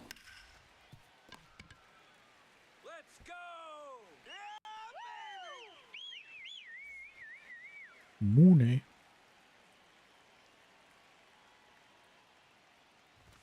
Now here's a guy. There we go. Flies out to center field. Does he have a sinker? Should double check on that. I kind of was looking for a sinker there, and I'm second guessing myself on whether or not that guy actually has a sinker.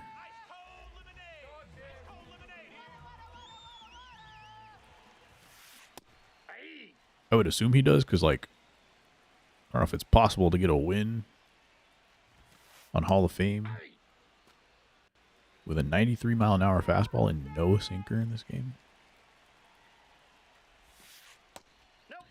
Well, that being said, if there was one person who would still lose because he's a lefty, it would be me. Other game at Coors. All three of my away games so far have been at Coors.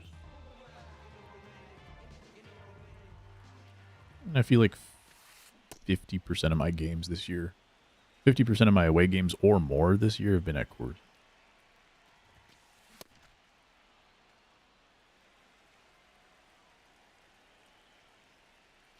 I think it's the only park left that still has like 5,000 elevation.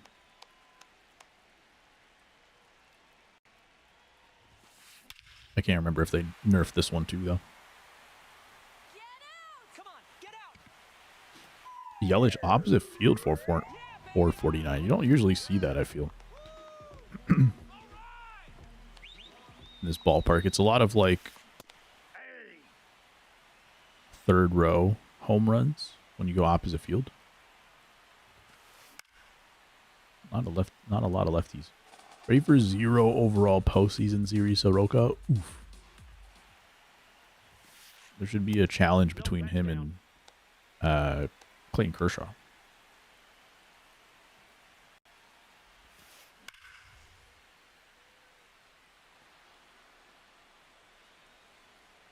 Let's throw a cutter here.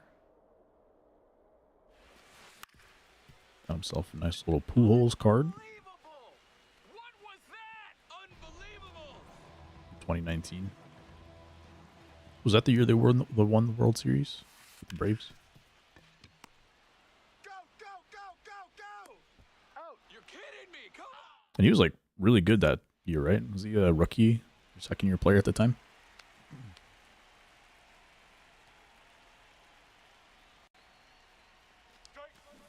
Let me go double check on that sinker. No sinker. Slider, sweeper, cutter. No sinker and throws 93. But let me figure out a way to lose this game somehow.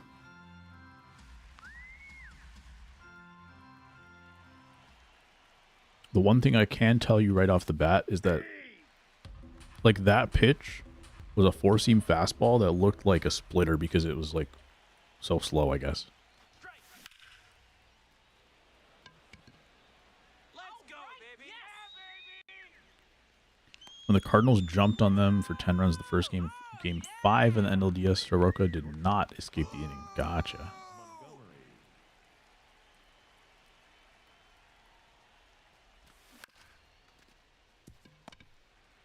Let's go.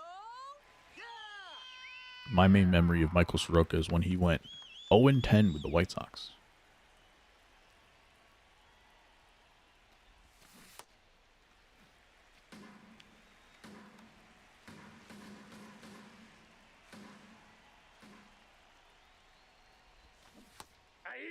Shoot. 78, so he's got a big differential to this circle change. And then the rest of his off-speed is the braking stuff. He doesn't have the cutter, though. Strike him out! He does have kind of a ladder when it comes to pitch differentials. I think all 5 have like a few mile an hour gap of each other, so maybe that's one thing that my opponent is seeing and why they want to use this card.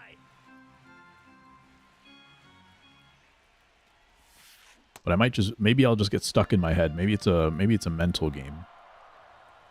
In the whole game, all 9 innings, I'm just going to be asking, why is he pitching this card? And before I know it, it's the 9th inning. Out! We're better than that! Maybe that's what it is.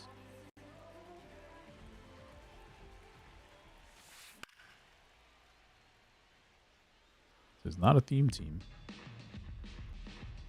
This is not one of those sports games where you see very many theme teams anyway.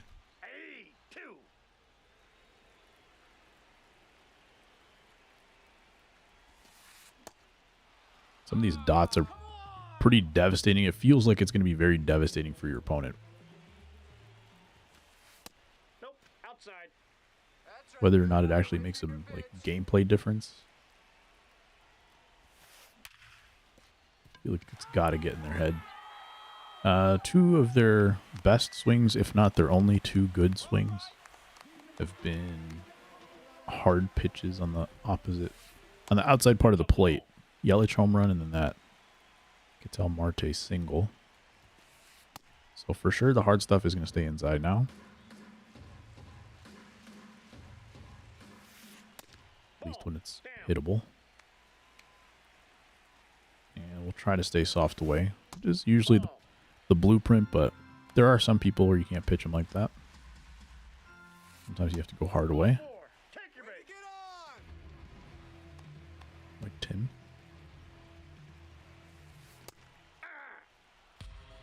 First pitch is in there. I do have a cutter. Let's try that. No, inside.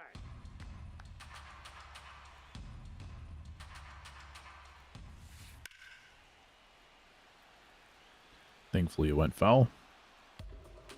If it caught any more of the plate, I think that's probably a home run. Oh, that is Willie McGee.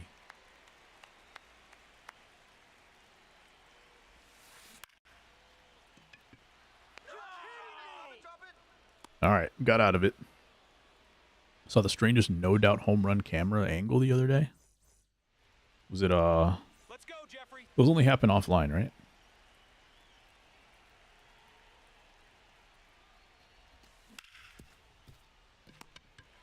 Come on, come on!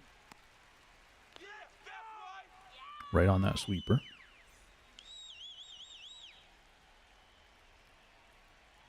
Name of this game is going to be Swinging at Strikes. Really high on a ball that landed in the first row of the Crawford boxes. Love that.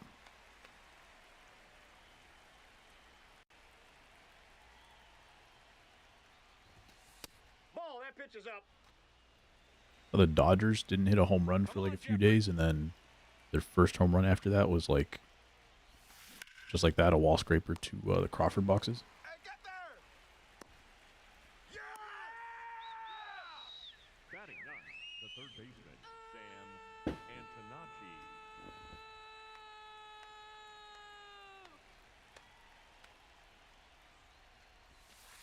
Hey!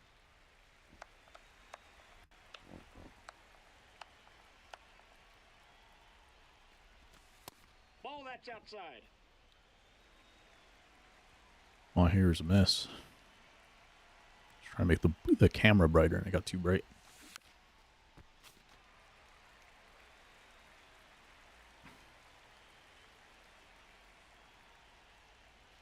That's what happens on a work from home day. Ball.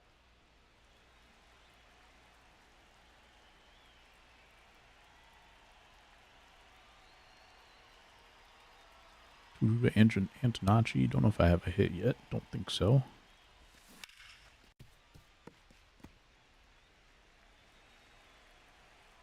Thought the Luis Robert swing was going to get through, though. Is he like that? No, not quite. 75-56 or 78-56.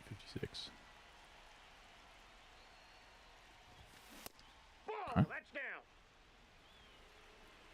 Too many theme teams have too many lefty bats. Could be.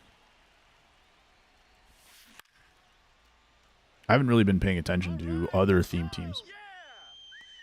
The White Sox one, though, got a flashback. Colson Montgomery, Mooney Murataki, Morikama, Munataki. Munataka Murakami. For Chicago, the third baseman, The dugout debacle or the clubhouse debacle with the wrong name always gets stuck in my head. So I always want to call him Munataki because of the error that they had on his nameplate. And then I call him that for real because like just be like that. Murakami. Lefty. Robert's a gold. Antonacci. They are just a really heavy, like for the White Sox at least. I don't know about for other teams, but the White Sox are just a lefty heavy team for their starting lineup. I think their lineup today had like 6 or 7 lefties. Ball, that's in. Cleveland's good bats: Tomei, Hafner, Bazana, DeLauder, Schneeman. There you go, kid! Yeah. now batting for the Bears, the left fielder, number 22, Christian Go, go, go, go, go! Yelich. Ball one. Maybe it's only left-handed batters who are having good seasons so far this year. One more time. Plus Mike Trout. Ball.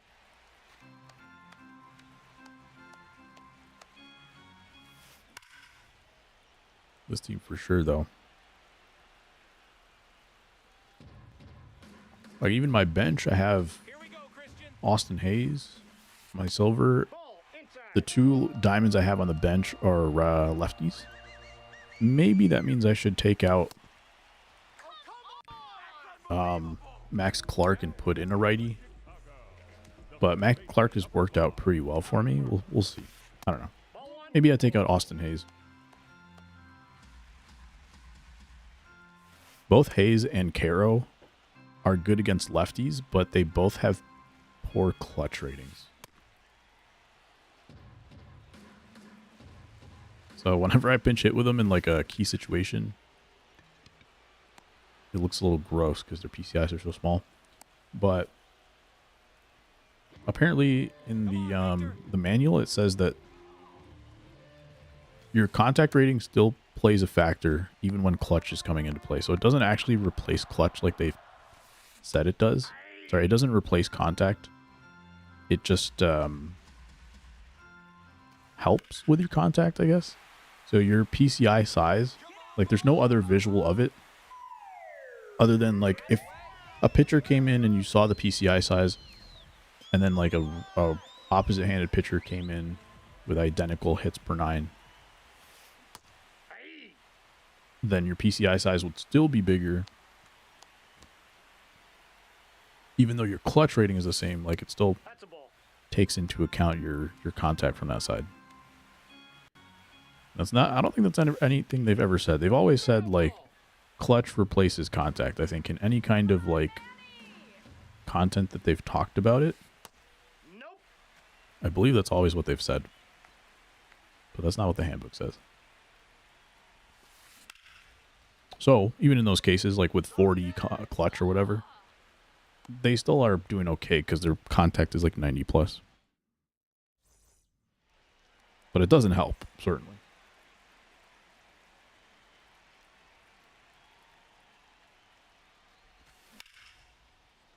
Please get down.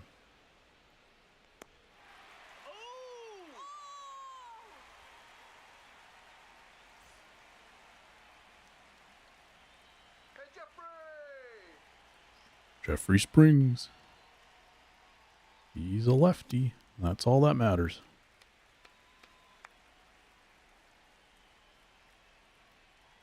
It's funny because, like, it gets in my head when I start the game. I'm like, oh no, it's a lefty. And then it's like, okay, it's not that good of a lefty. But then it's, I don't know if it's still in my head or what. That's a ball. Like that fastball that I missed. Like, why was I a mile behind that, you know? That's the part that doesn't make sense to me. Let's go, get on your horse. This car does have good differentials, and so maybe that's the main reason. But I feel like if I'm looking fastball and I get a fastball and I miss it by that much, there's a problem. The problem is me.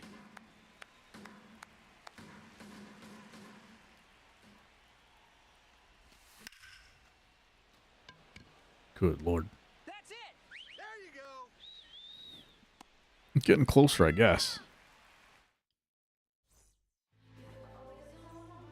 Here we go, Ian.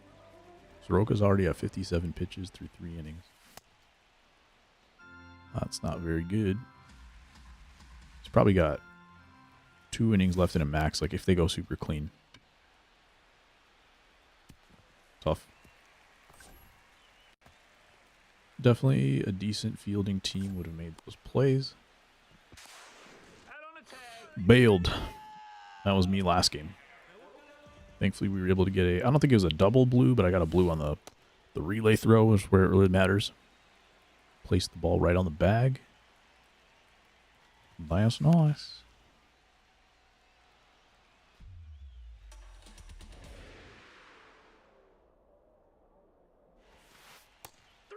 Oh, come on. Strike 3 taken.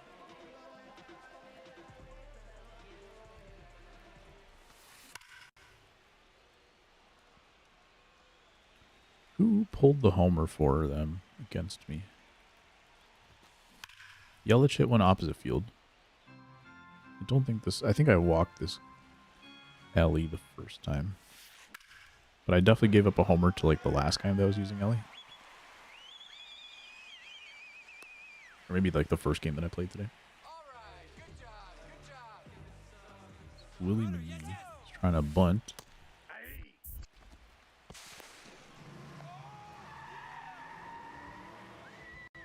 I didn't even realize there were 2 strikes.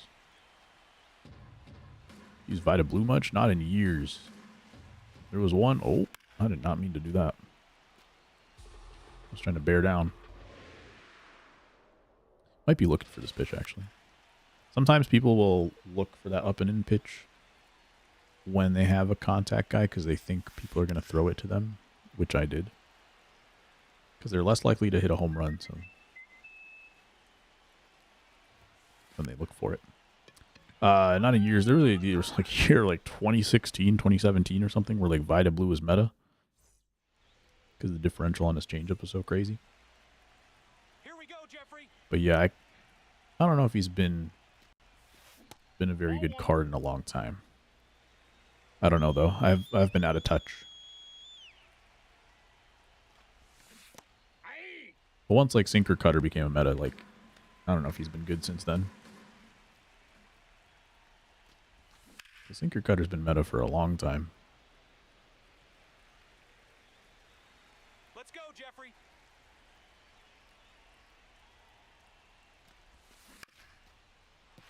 Oh, That's foul.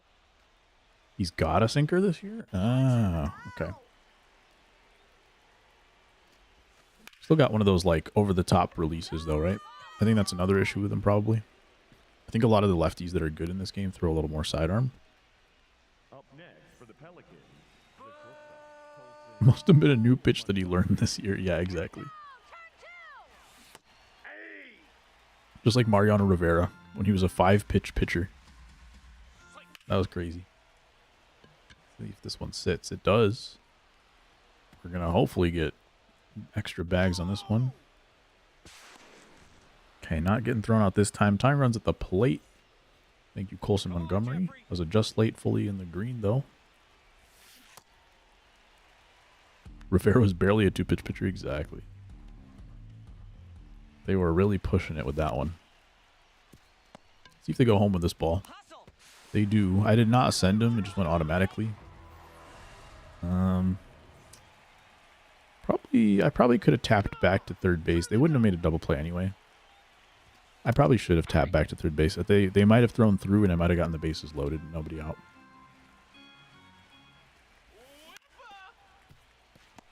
And instead,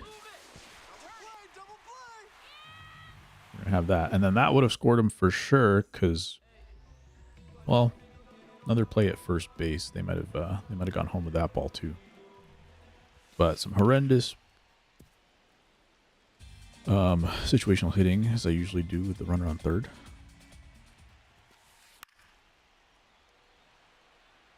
Does not have the ability to throw a Rivera cutter. Yeah.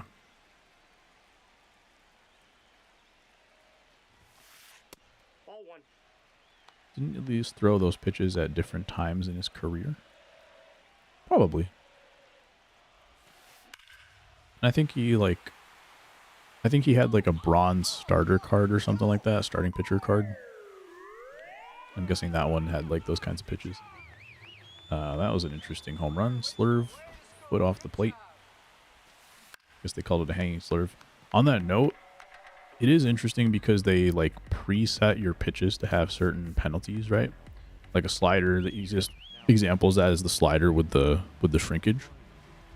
One more. Let's go. So it's interesting to me that like these pitches have those kinds of things, I guess, because of like the path of the pitch in general. But if you have like a huge cutter, like if you consider Mariano's cutter a 99 break, everything else should be based off of whoever had the biggest cutter, right? And then everything else scales down from there. And then like cutters, I'm pretty sure cutters have certain PCI penalties, like the way they're talking about a hanging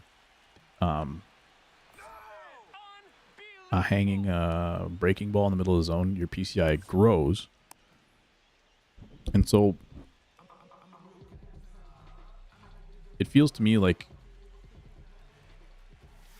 certain things like that, like if you didn't have those automatic penalties on the pitch like that, the cutter, then you'd be actually able to throw a more realistic Mariano cutter. And you might not get stuck into these sinker cutter, sinker slider metas. Let's go, Ian. And it kind of should go pitch to pitch, I feel like.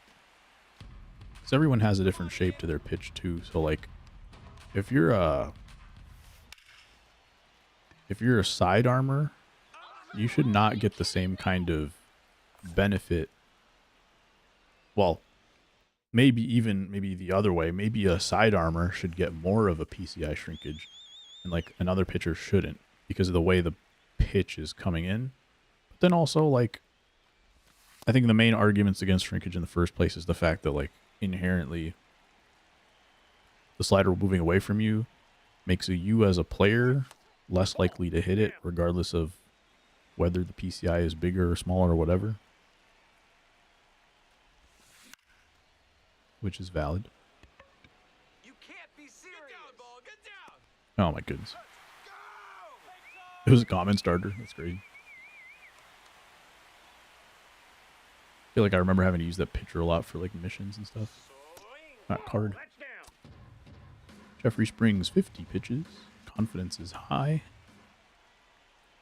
Pitching into the 6th. Still can't get around on any of his pitches either. Still behind on everything. Oh, for one of the moonshot events? Gotcha. I feel like there was one year where he had like a starter at the beginning of the year too. I could be totally wrong, but that's what I'm remembering. But like last year he had a common moonshot, right? Or no, he wasn't in the game last year, what I'm saying. Here we go, Jeffrey. Please get up.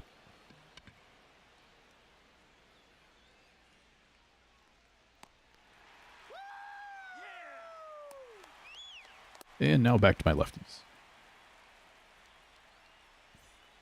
For reasons, yeah. Was it last year? I thought it was a while ago. Oh my god, I hate facing lefties, dude.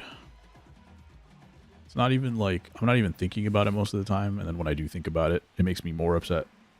So it's not like a hard lefty to beat. It's mind games. That's all it is. The guy was like, hey, if I put Jeffrey Springs in, this guy's going to think about it all game.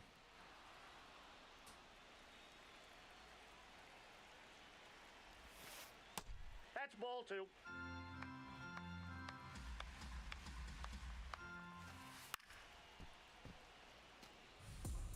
Wanting to know if the allegations were true. Not wanting to know, yeah.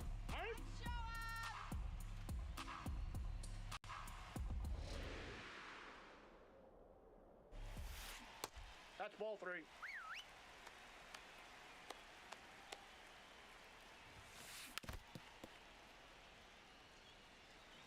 Three, 2. Let's go, kid. This could be a home run here.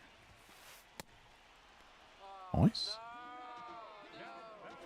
All right, let's switch it up. Let's go.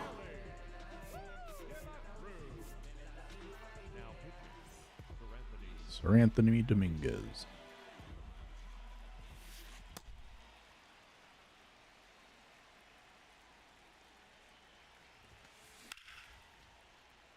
Missed it by a little bit. He's throwing 100.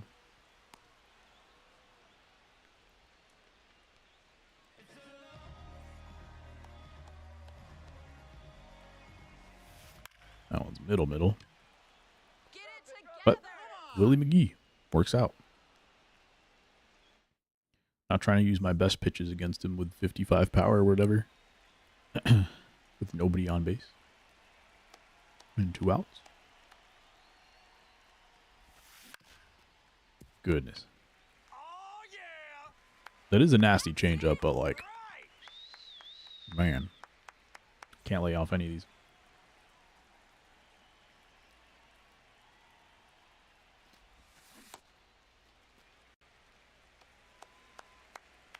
That one, now that pitch is a strike, so I don't feel as bad swinging at something like that. Let's go, Jeffrey.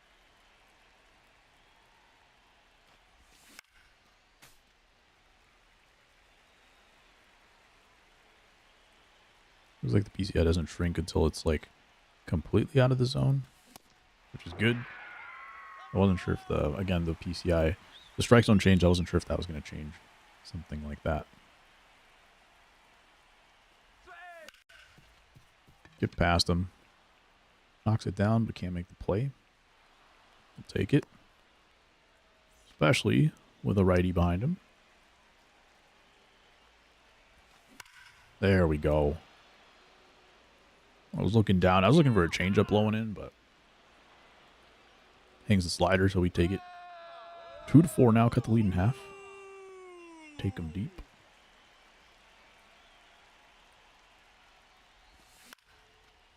Kyle Teal just missed that one. Cityscape's card art looks pretty cool. Some of them are a little bit like faded looking almost. But I haven't looked too closely at them, I guess. What do you think? Stay hot up there. Ball, that's out.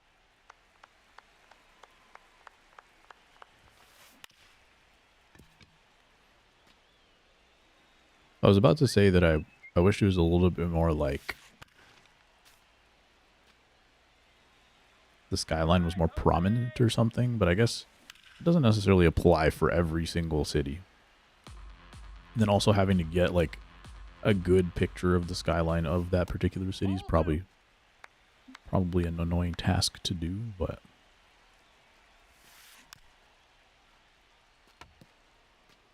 the non-color finest cards should have been like that and not the full black and white. Unbelievable. That makes sense.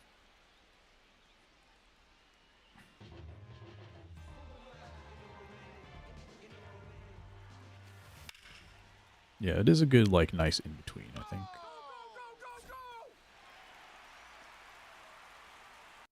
I think for, like, the big color cards, I think I like the, for instance, like, the milestone cards, like, being a deeper color. I think I like that, but this kind of separates it from that, so that's good. Blue throw from Tatis. Safe. He winded up for that one, man. That's tough. I thought that was going to be free and easy.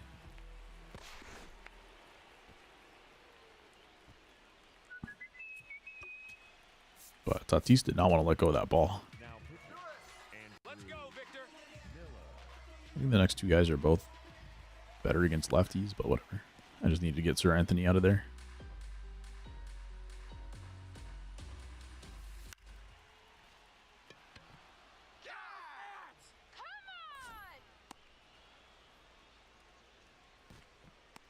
Is that Tatis card just not good at defense?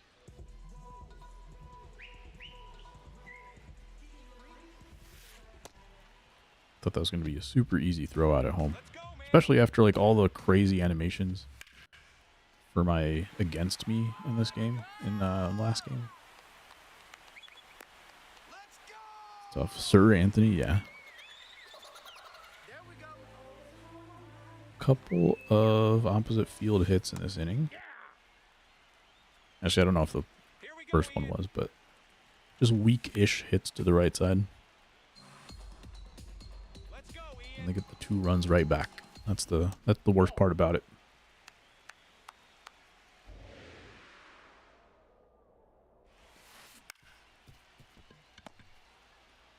Speaking of black and white, lots of people responded on social media today to Turner's death. Basically with TIL, Turner was still alive. Turner who?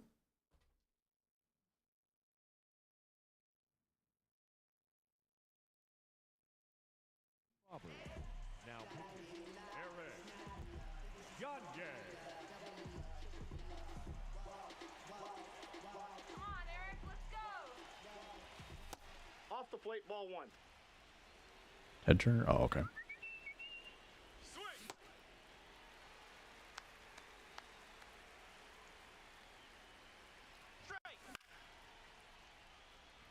One had the opposite situation yesterday. Was it Dolly Parton?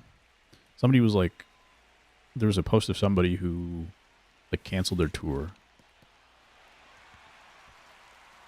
That was a swing, bro. Canceled their tour, but they were still alive. They were just they were like canceling for health reasons. But it's one of those posts that makes it look like they're dead. Owner of the Braves and TBS. Ah, okay. Turner makes sense then.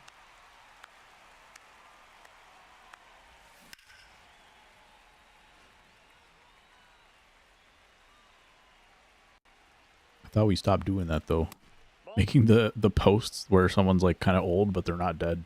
But then they start with the age or whatever and they're like, it makes it look like the post is going to say that they're dead. It was a whole thing at one point. There was like 1 year, 2018, 2019, whatever, where it's like a ton of celebrities were dying.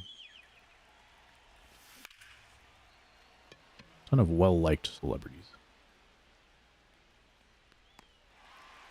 All the games on TBS which made the Braves kind of America's team for the 90s for regions that had no team. Ah, okay. Leading off for the Bears, the second baseman, Patel. Martin. One of those things that makes me even more like even less sympathetic towards like small market teams, because like stuff like that where you have room to be creative to get people outside of just that town, outside of that city, to be fans of a team. Come on now. Are you kidding me? Especially in today's media age.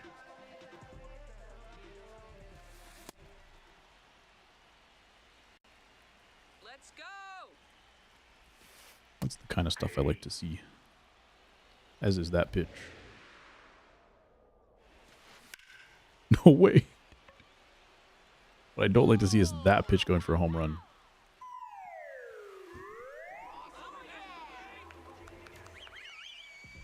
That's tough.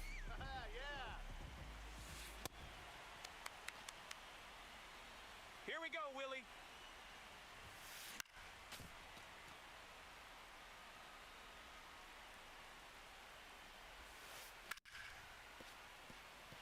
We got close. I don't know if we're going to make a comeback here in the ninth. We're going to try. It's not over till it's over, but like, man. I thought bear down pitching was supposed to work. That's too dang bad.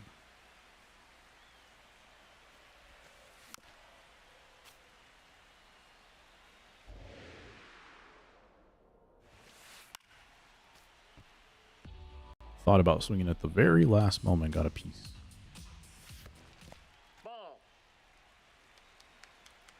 I don't want to throw that pitch again because he already homered on it. Also own the WCW.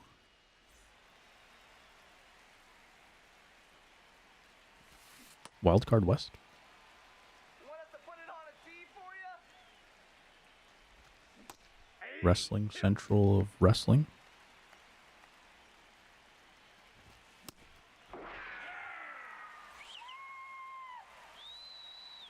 Here we go, Eric. World Championship Wrestling? Couldn't be. Aye. Wildcard Wrestling sounds cool though. Competed with the WWF in the late 90s. Okay. I don't think I ever heard of either of them. World Championship Wrestling as the full name, I think maybe sounds familiar.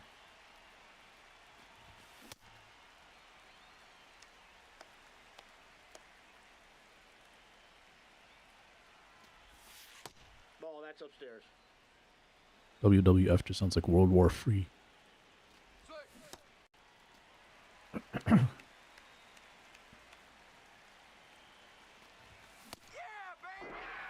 Lefty on the mound. Obviously not to end that game, but I feel like anytime I get up and reset and come back to my chair, I always do poorly after that. I have to get 2 more wins to get this done. Here's what I'm going to do. If there's a lefty on the mound, I'm going to go straight to big zone hitting. If it's a righty, I'll stay on zone. It's going to be my plan. Quintana does not have full energy. Oh, that's tough.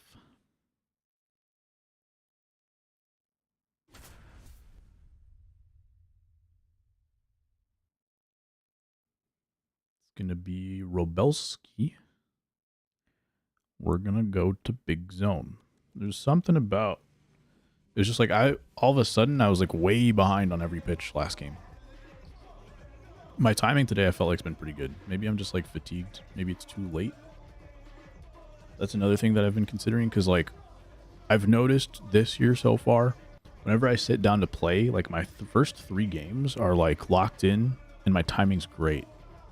And slowly I get worse. I don't know if that's another exercise thing where I'm just like getting fatigued too easily. That could be it too. It's a meme for colorizing black and white old movies. Okay. Leading off this afternoon, the We are definitely going to try to start this game with Big Zone. first pitch, 1 o'clock. So far, this Ellie's been killing me today, especially on those low pitches.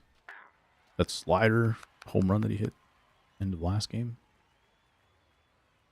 And then that first game was that game where I was throwing everything below the zone and didn't realize like I was smashing it. One of them turned out to be a Ellie home run as well. So far, this guy's taken to 2 strikes. We even taken to 3 strikes. Not anymore. Quintana, let's see if he's still got that high fastball, low curveball combo. Wanted it a little bit. Just moved a hair. Ball, that's just out. Punch him out. See what a circle change inside can do. Corbin Carroll looks like he has a way different swing from before.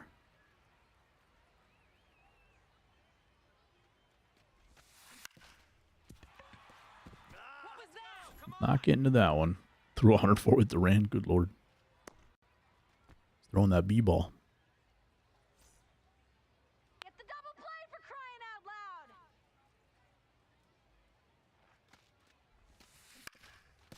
loud. Oh no. He whiffed it. And I was not going to make the throw there to third. Trying to hit that blue. Didn't happen. Let's get the easy 2 now. Let's go.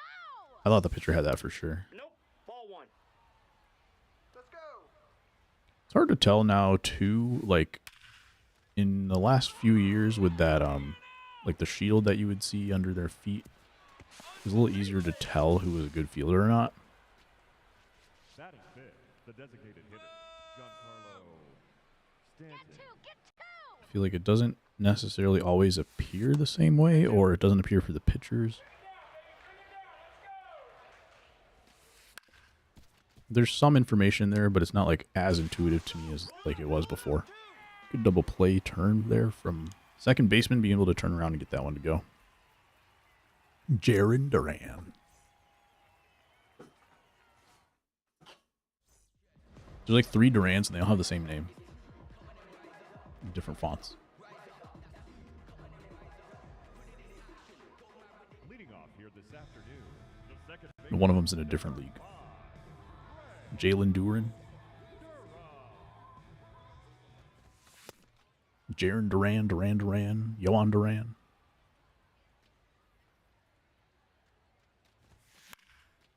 Hungry like the wolf.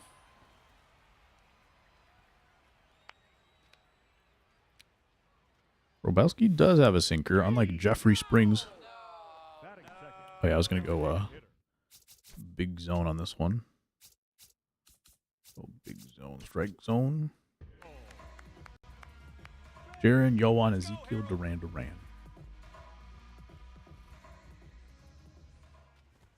I was on strike zone last game, right? Pretty sure I was. They're like similar enough where if I'm not remembering, sometimes I don't see it fast enough that I need to switch my camera, but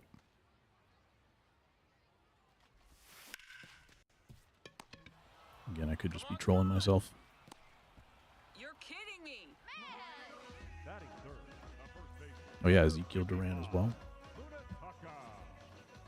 Murakami. Maybe he has a middle name starting with a D. I wonder how the show gets these players that are that like that's nice vets for a few years. Oh God. That nobody's buying the game because they are in there. Let's show 'em.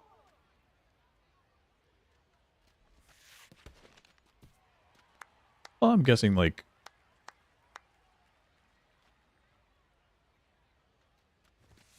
they don't cost nearly as much as some of these other ones. There's probably some politics involved. There's probably some like agent situation. I don't know if the MLBPA is just like a sweeping, or like the retired players, however that works. The retired rights and all that. I don't know if it's just like all one agency that represents them. I don't think it is.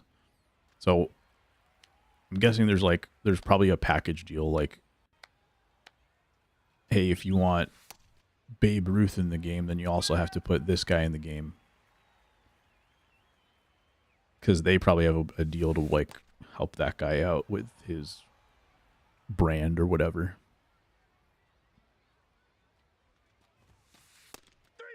Get any returning legends this year? I have no idea. I'm sure there were plenty, but I have no idea. Like what? Like Chipper Jones? What kind of returning? Oh, are you talking about like they were in the game, then they left, then they came back? Is that what you're saying? Dontrell Willis wanted to be in the game, and then it took a couple years, then he was only there for a couple years. True. That's a ball.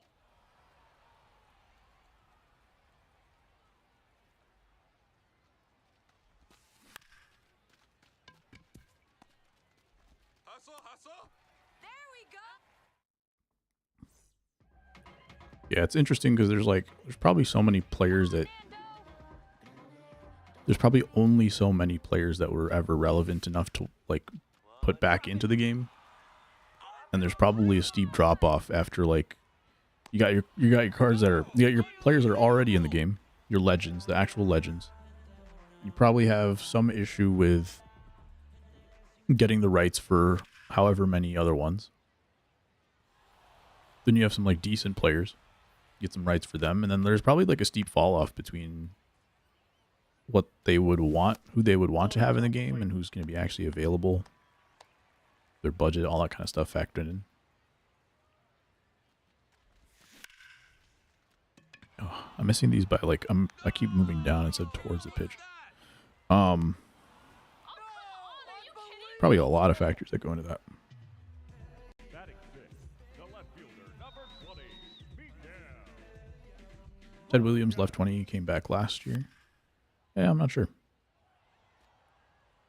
Definitely haven't been playing enough to follow, and definitely haven't cared enough about Legends pretty much ever to follow that.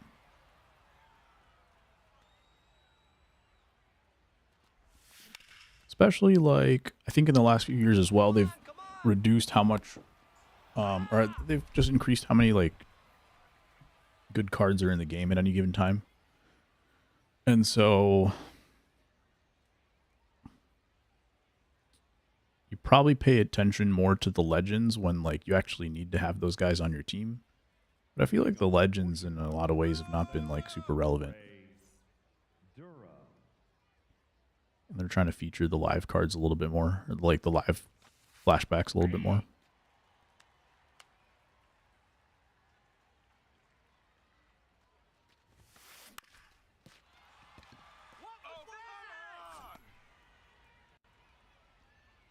So it never feels to me like I'm really chasing after like very specific legends. Let's turn two. Except for the super big names. Runner, he's Get the out. Good throw. Safe. First did the Retro Lightning in 22. New legend when the truth came. It was a returning legend, Andre Dawson, who'd been absent in 21. Oh, yeah, he was only gone for a little bit. That people didn't even notice. True. Hey. Swing. Come on, come on. Oh, yeah. Away. He's absent 1 year. And there are some times where like Phil Necro's a special case because he's a knuckleballer, but there's sometimes where like they still have the card and then you don't really ever see the card, the player getting a card. And they kind of just disappear into the ether.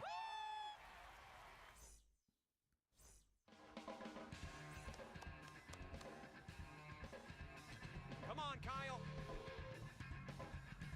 Let's go, Kyle.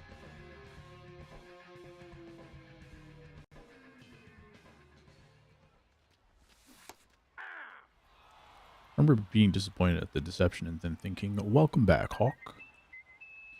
There have been a couple of years where I was really good with some Andre Dawson cards. Kind of randomly. Because I don't think he's like... I think his swing is a little bit long and a little bit weird. But then he would just like kill lefties for me. Play great defense. I just need him to be like serviceable against righties and that's it. Go, go, go. Got him.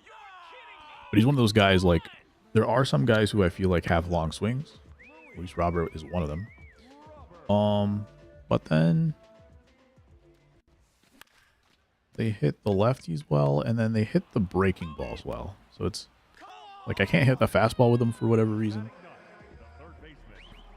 But it's not that they get like bad outputs, it's that I have bad inputs with them. And so when I do get a pitch like a slider, which has a little bit more time for me to react, then I can kill those pitches. Some people just have like a bad swing and can't really do anything about it. Even when you get good contact with it, like it doesn't go anywhere. But there's other guys where like you're a little slow with it. You don't time up the pitches very well. But then when you do make contact, you get rewarded pretty well. Dawson is one of those guys for me. Mike Schmidt, Sammy Sosa. Those are all three guys I can remember like really killing sliders with. But never really being able to time up fastballs. Piazza as well. Look how they massacred my boy. Yeah. Absolutely. Loki also, it's not a like speed thing for me, but the timing of like when Griffey does his little like shuffle thingy. For some reason Griffey cards have also given me a lot of trouble. But I could always hit breaking balls with Griffey cards. But the timing with the way he just like shuffles around, I could never feel consistent hitting the fastball with him.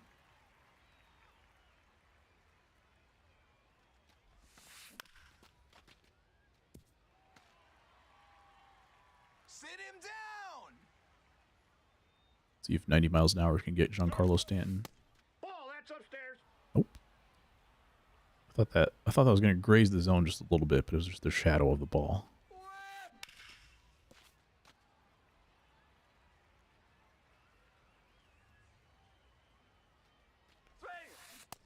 Nope. Close.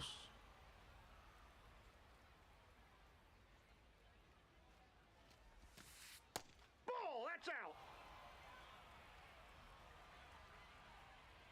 That was 2018 where I used that Schmidt card a lot. Because that was like one of the cards you needed to use a bunch to get the Immortal Chipper. But I think Chipper like took me... Was he faster or was he slower than everybody? I feel like I used the Mike Schmidt. Oh, I think I used Chipper at third, but then I ended up continuing to use the Mike Schmidt at like shortstop.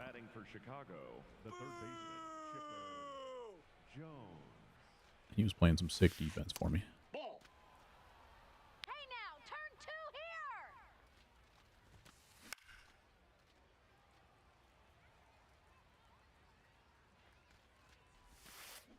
There you go. Turn it. Nice. I think that's maybe 2 double plays in this game so far. Yeah, I think I had one in the first as well.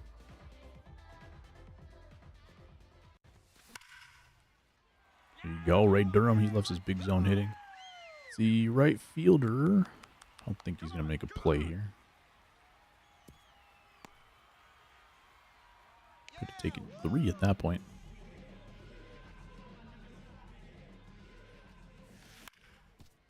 Bring him to third. Get some situational hitting going here. We got Munetaka Murakami coming up. Less than 1 out. Infield is back. Gotta drive him in. I think he might be bringing the infield in.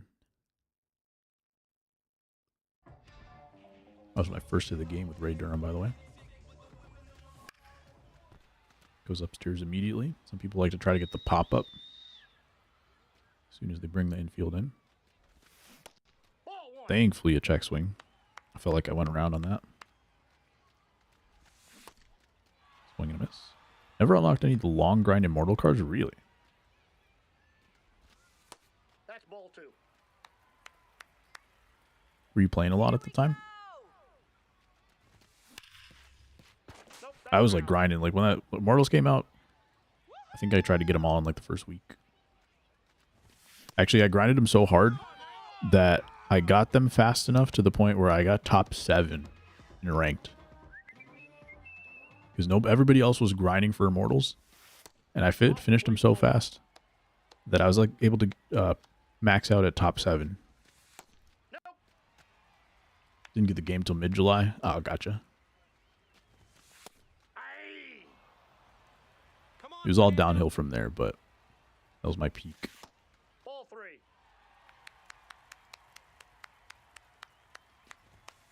Aye. That's ball four,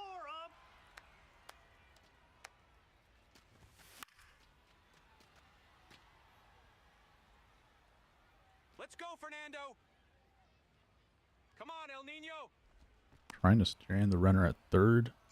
Bunch of lefties coming up after this too, so let's see what happens. Right through the box, nice. Murakami couldn't get it done, but thankfully the righty coming up. They did pitch to him. Make him pay. Looking sinker there. Still looking sinker. Not a sinker, but we hit it hard.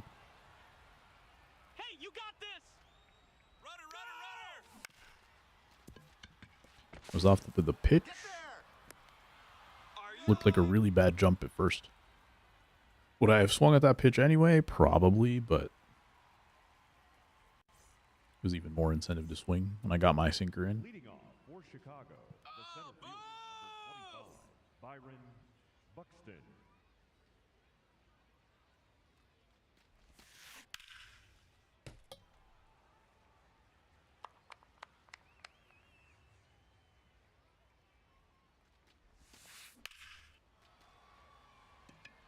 Buxton flying out to center. We got a tie game now here in the middle of the game. I only have like 1-2 base runners so far, so I'm guessing Robelski's like not anywhere close to tired, but the faster I could get this lefty out of the game, the better.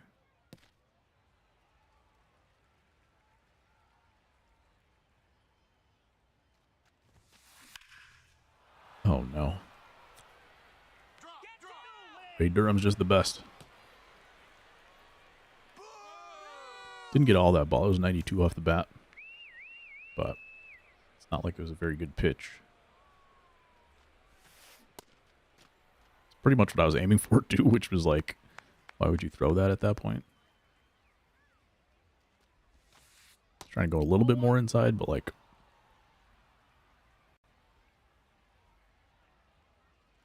Weak point. I need a big play here from Ray. Oh, this Ellie's not that fast. It's a 73. He's had like 99 speed cards before, right? I'm guessing this card still has really good like stealing, but not 99 speed like Corbin Carroll. I feel like Corbin Carroll, has he had a hand injuries? The left fielder, number 20. I was gonna say he's definitely had injuries to the point where I would think his like speed would slow down a little bit, but maybe they weren't leg injuries.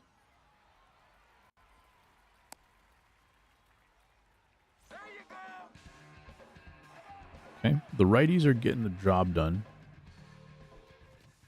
2 righties got hits and the switch hitter.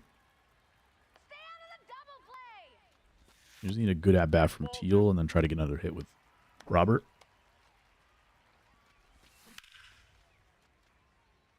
That's what I got to be doing.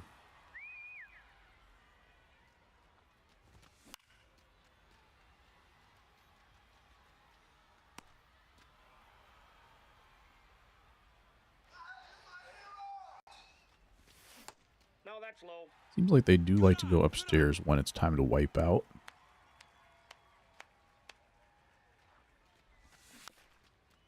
When they think I'm not looking for it. So I think I got a fastball up here. Maybe even a sinker. There you go. Ball four. They threw that on the first pitch to Murakami when they were trying to get the pop-up. And I think a couple more to him later.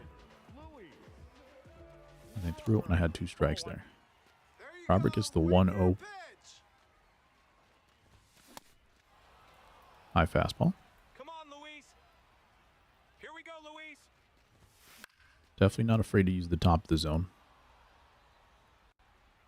Come on, La Pantera. Ooh. That was one that I should have taken to right field. There it is. There's a high fastball. Looking for it again this time. Or I should say, actually looking for it this time.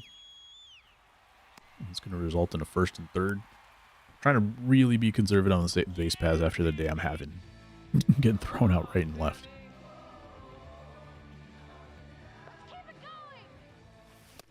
There's another one up. I guess I got to just keep looking up there. I was looking up there, but I thought that would dip out just a little bit. Even a double play ball here drives in a run, so I wouldn't mind that. I'm in a contact swing. He's got 90 clutch, so I'll stick with a normal swing. There we go. Antonacci stays on the ball. We get a hit with a lefty here. Take the lead. Ray Durham, who broke it, well, broke the no-hitter after the first time through the order. Wasn't ready for the high fastball. Should have been. Was ready for it that time, but didn't get 2 out of that one. That's what I talked about before. I haven't played, I think the last couple streams I did regular zone hitting, not big zone hitting.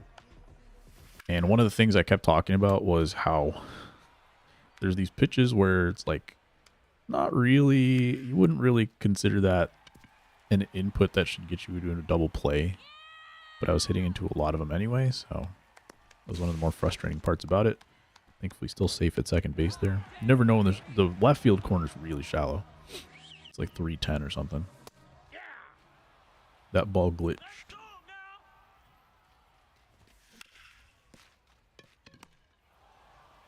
Like that double play ball that I got this inning was like up and in, squared it up. I thought that should get through. Mason Miller goes through, nice. Is Ohtani all you have left in the NL West now? That's a big inning. We get 3 runs in that one.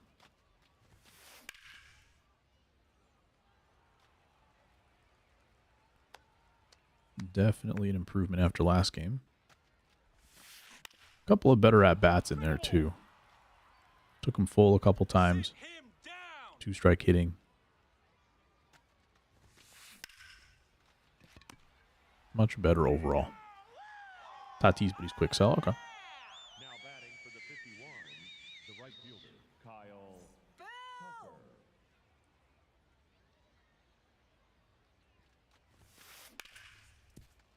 Getting real close then, because even if Ohtani doesn't go at the price that you have him, you're probably getting really close. Turn 2. Ball, that's inside.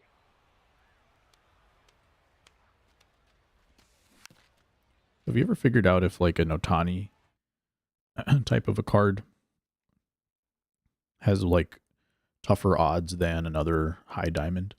Like it's whatever it is, 1 to 50 odds of getting a high diamond or something in a pack. Let's go. And then are all of those cards the same? Or are those also more rare than others in that same tier? Strike him out. Safe, he's in.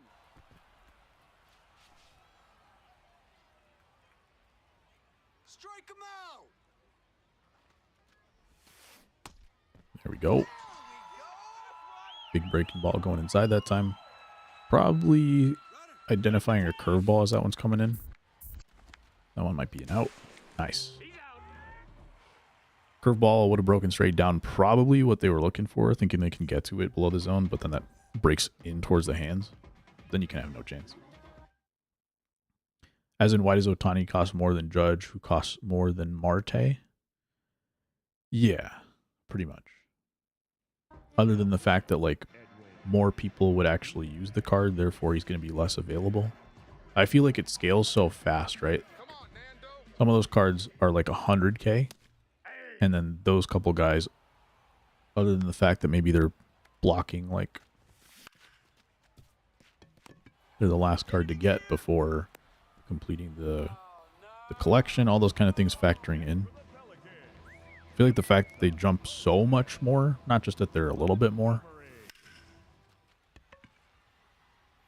makes me think that, like, they're also less available.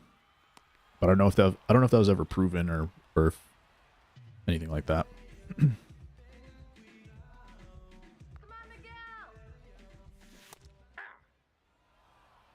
Four seam slider, two seam. The rare Edwin Diaz sighting.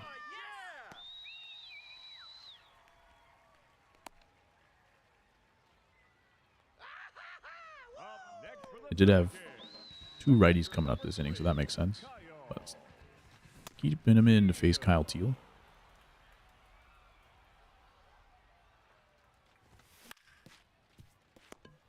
And it's going to work for him.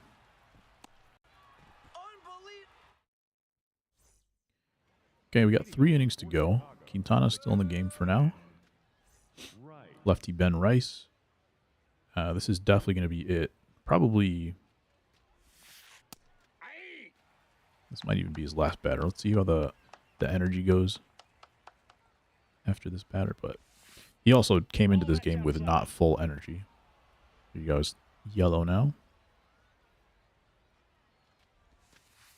Nope, outside.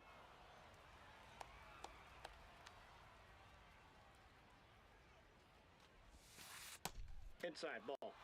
Pitches are missing by more and more, even on like decent inputs.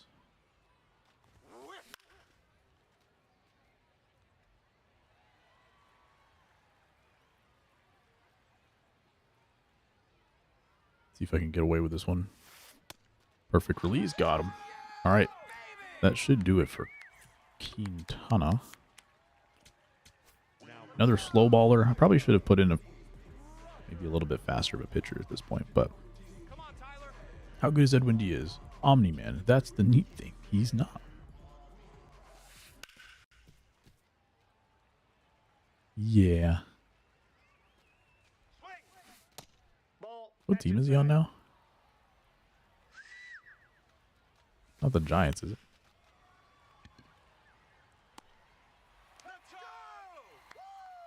Now batting for Chicago, the center fielder, number 25, Byron.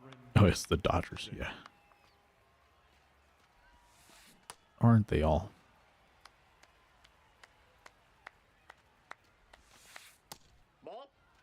Good take. People like to swing at that pitch.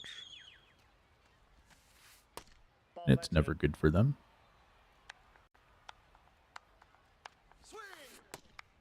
Swung through the slider already, so I was trying to save it for strike 3, but almost worked myself into a bad situation. Missing with a couple sinkers.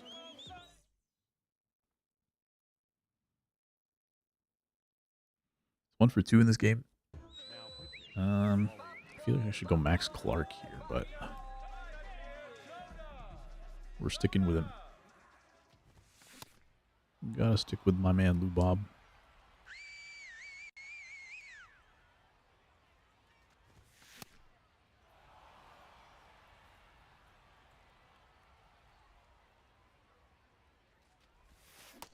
Ooh. Meatball. You're gonna stop buying players and start buying teams. Pretty soon there'd be the Los Angeles Dodgers of Chicago, of Anaheim.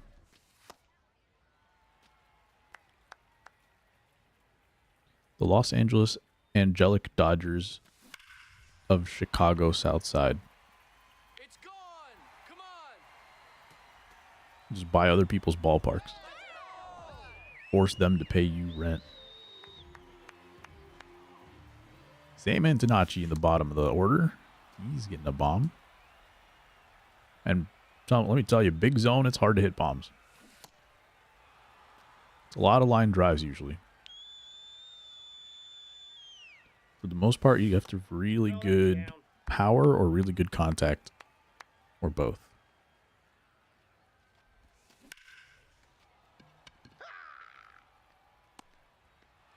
There's only like 2 guys. Ray Durham and Kyle Schwarber were like the only 2 I could hit home runs with. Even Murakami, who has like 100 power. Even Montgomery, who has 110. Could not hit for power with those guys on big zone.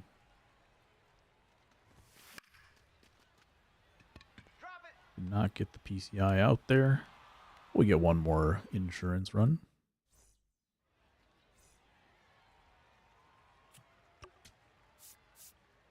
Did his job. It's a 3-run lead. Man, this bullpen's thin. This bullpen's real thin. Using Kimbrel here is probably not good.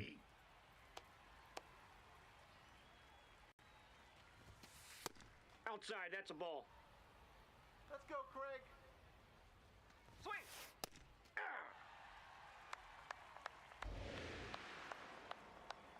Strike. Ball 2. As they say down south, insurance. Come on. Insurance. Inside, ball 3. Strike him out. Ooh. Well, I feel like they don't use insurance as a adjective, just as a noun. So even insurance runs, I don't think they would call them insurance runs. Swing. Let's go.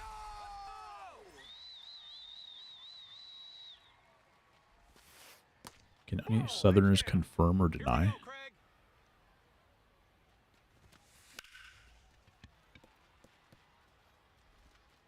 Oh, Corbin Carroll, too much speed. Of all people for that to happen, the ball wasn't even like, he wasn't even reaching for that ball at first base. That was just right at his wrist. Backhand play, 47 speed, not a problem. Corbin Carroll probably still would have been safe at second if I went there.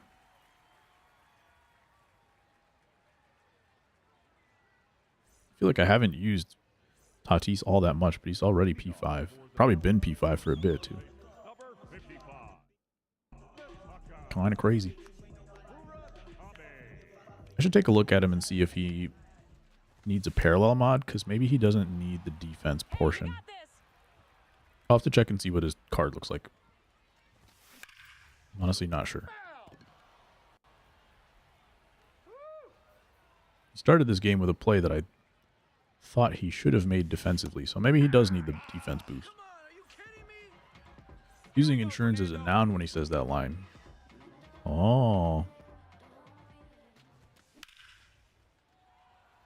89 off the bat.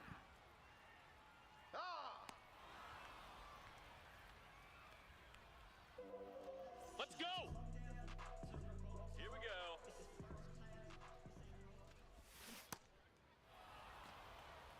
That was going to be a sinker right there. Hit for a bomb. Colson on big zone, though. No bombs allowed.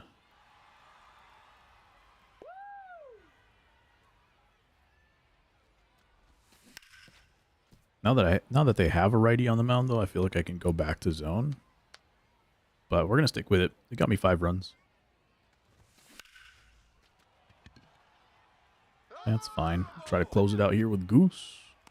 And Max Clark will be coming into the game to play left field. Not sure who's a better first baseman, though. Mooney? Well, got a lefty, righty, lefty. I might actually go to Britton if I can. Let's see. 65s. First base, also 65s. They're very similar profiles.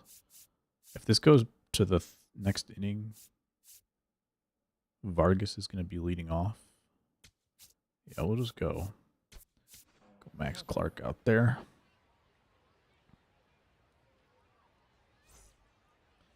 And then bullpen-wise, we do have Zach Britton available. I'm going to go to him.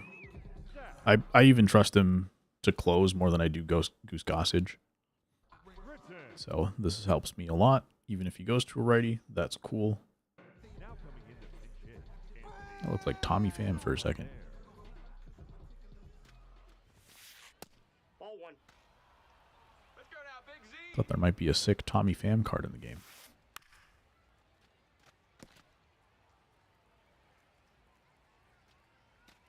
Strike. Ball. Try to clip the bottom of the zone here. That works.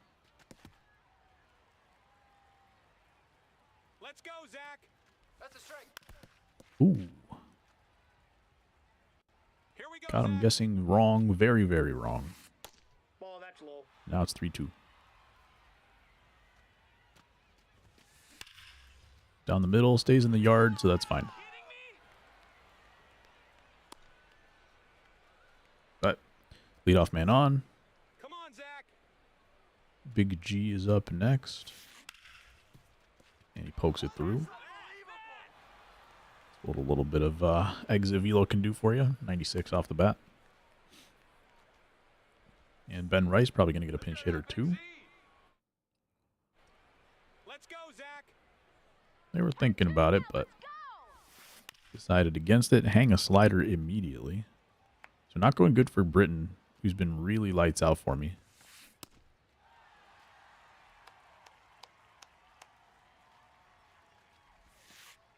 Ball. Punch him out! Sit him down. There we go. Okay. I'm guessing this chipper is better against lefties. Kind of. He's got more power against righties, but we're just going to go to the goose.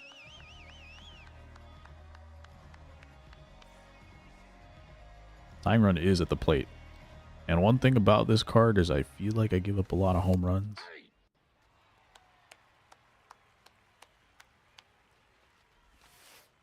Ball 1. As you can see, the par region is just huge. Ball, that's outside.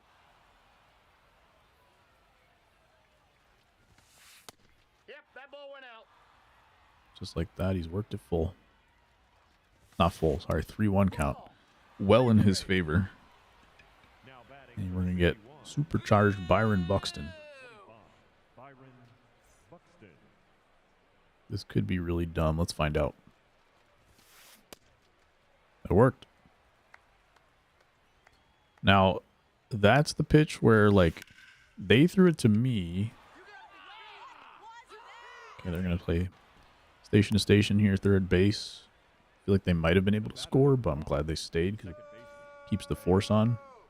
I was going to say, when I threw that four seam, when they threw the high four seam to me, Nope, that's inside. high sinker to me, then I started looking for it a bunch. And I was hoping that was going to set up. Oh my goodness. I was hoping that was going to set up for the same thing for them. They should stay third here. That was almost really dumb. That run does not matter. And if you get thrown out at home there to end the game, that's a huge problem for you. But that was a four seam down the middle. But yeah, I was saying, like, I started looking up in the zone when they threw me a couple up. So then I went downstairs, and they still looked for it downstairs. So if I get to 2 strikes here, I'm throwing upstairs 100%. Ball.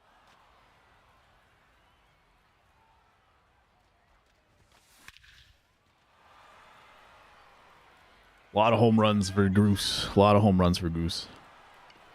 The ball didn't get anywhere close to where I wanted. A lot of home runs for Goose.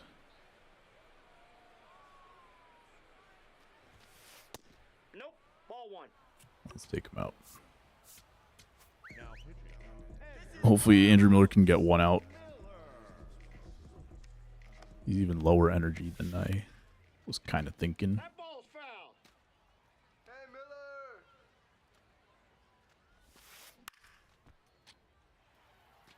For 5 minutes? That would be nice, wouldn't it? That would be great. All right. Max Clark is going to lead off against Raleigh Fingers. It's going to be a lefty because they've got Teal up next. It's kind of unfortunate. That's why I was thinking about, should I put in Max Clark for... Uh-oh. Guess who it is, though? Guess who it is?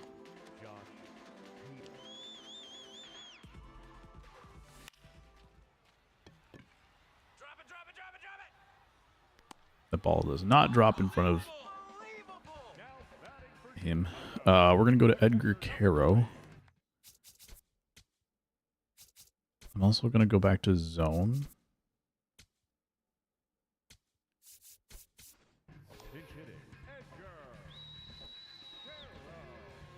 Edgar Caro with big zone is going to have no chance.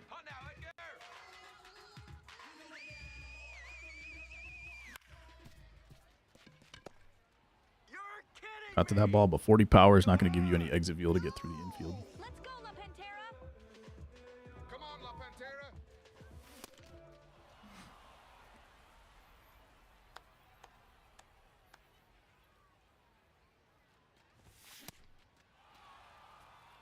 Let's go, La Pantera. Oh, come on. Love this game.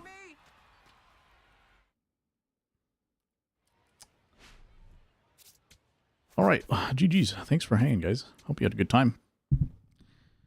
I almost had a good time. I sure almost did.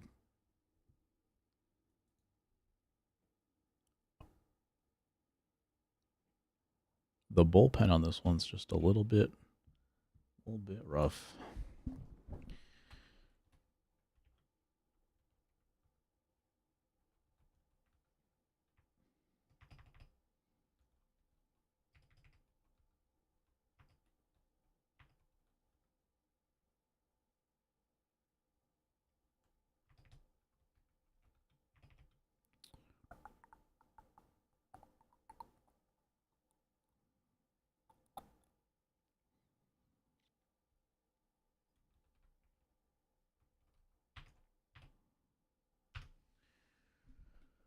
Something would surely be broken in my room right now. I'm glad never mind. Like I always care when I play. I'm not saying I don't care, but at least I had given up on being good at this game before I logged on today.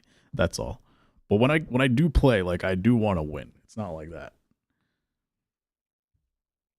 But man, say hi to Miguel. Have a great night, guys. See you next week. Peace.